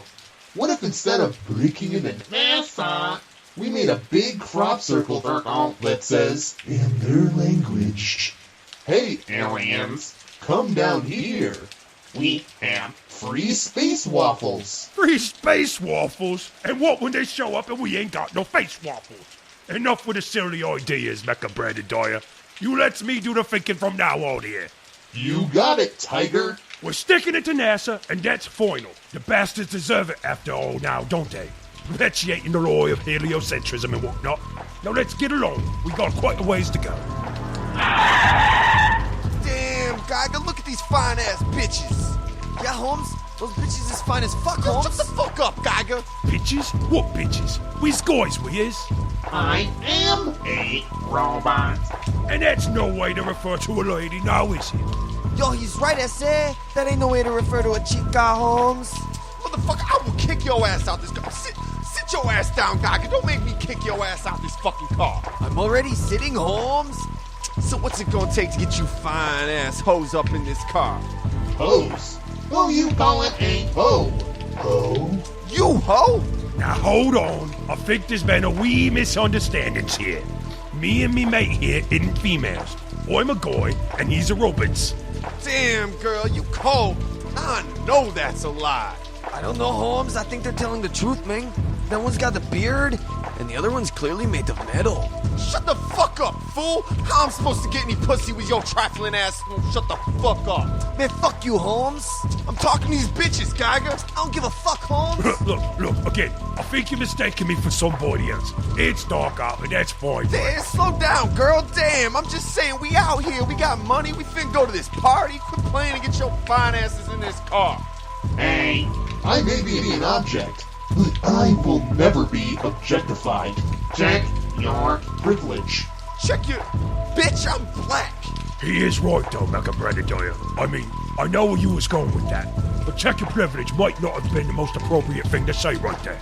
Nah, man, fuck these hoes, Holmes. Holmes, yo, man, fuck these hoes, Holmes. Let's go. Gaga, shut the fuck up. Bitches, get in the car. Now, here's an idea. If we get in this car, what say you guys give us a ride to NASA? NASA? Bitch, you can ride on this dick. The fuck is NASA, I say? The National Aeronautics and Space Administration, Gaga. You stupid as fuck. This is why I don't fuck with you, man. Man, fuck you, Holmes, pinche retardado. Man, get that Spanish shit out of my car, fool. Donald Trump in this motherfucker, best believe. Man, fuck you. This is my car, Holmes. Gaga, I gave you gas money. You ain't give me shit, Holmes. Fuck you. Okay, well, I don't think this conversation really involves us anymore, so... Calm your ass the fuck down, ho, before I get out this car and slap the shit out you, bitch. Now hold on there a minute. Man, why the fuck we driving through a graveyard anyway, Holmes? This is a stupido. Gaga, ain't you never heard of a shortcut? Shit. This ain't no crazy taxi, I say. Oh, Crazy Taxi. I love that game. Remember you had to listen to the same Offspring song over and over and over again. Of course, I was 14. I was already gonna do that anyway, so, you know. Bitch, shut the fuck up. Now you talking to my Gaga? I thought we had something, bitch. Now you stop right there. I may have shown a little interest, but a kiss is not a contract, Mr. Doggin' Lovin' over here. You mind your mouth and treat me like a lady. But Guy Fawkes, you're not a lady. Well, since he's not picking up on that part, I figured I'd just roll with it. But when Morrissey do, am I right? Man, fuck these bitches. Let's get out of here, Gaga. Yeah, let's get the fuck out of here, Holmes. Damn, Gaga, slow down. Damn. But you said... I was bluffing, Gaga. Damn, stupid as fuck. Man, fuck you, Holmes. Trying to bag these bitches, and you ain't doing shit but fucking with my motherfucking game and shit. Fuck you, Holmes. He thinks he's got game? Broke ass, boosting ass, trying to holler at me from your friend's busted ass, right? Really though, don't feed into it. This is going on entirely too long. I'm trying to talk to these bitches. Man, all you do is talk, S.A. I'm sick of hearing you talk, Holmes. Fuck you, Gaga. Racist ass, caricature ass motherfucker. You think you're a respectful, accurate portrayal of the Hispanic population of the United States, Gaga? Man, fuck you, pendejo. I don't have to be shit, Holmes. Just because I'm Hispanic, I've got to make sure I don't express myself in a way that you perceive as stereotypical. Fuck you, Holmes. Fuck you, Gaga. I'm trying to holler at these muchachas, and you're getting all political and shit, man. Fuck you. Now, if I may interject. Bitch, I'll inject these nuts in your mouth, bitch. You ain't gonna do shit, Holmes. Yo, suck my dick, Gaga. Oh, no. Look out. An absurdly long limousine. Gaga, what? I recognize that limousine. How I roll straight down. Window, what else would I be rolling down? Use the window, what else? Use your deductive reasoning. Indrid Code. Oh, Indrid Code. oh. A man in black. Be cool. He's been all up me arse lately. Oh, Guy Fawkes. Mr. Code. What you doing? Oh, you know, smoking cigarettes, listening to the Smiths, Catching cryptids? catching cryptids. I mean, no. No, of course not. That's crazy talk. Oh, who's your friend? Him? Oh, he's a robot. He's just another fellow human, or Cole's a friend. He looks, different. What? No. He sleeps, eats, and bleeds just as you do. I've seen it with me own eyes. Okay. You gentlemen be safe getting home. And you too, Mr. Code. What a pleasure it's been to see you. Good night.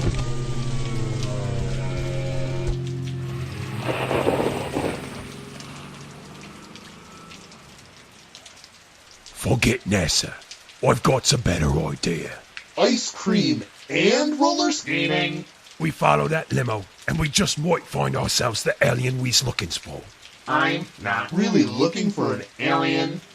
You promised me ice cream. Yeah, we'll get some ice cream on the way. But for now, follow that limo. To be continued. What? Well, why don't you say things like that? I don't get you.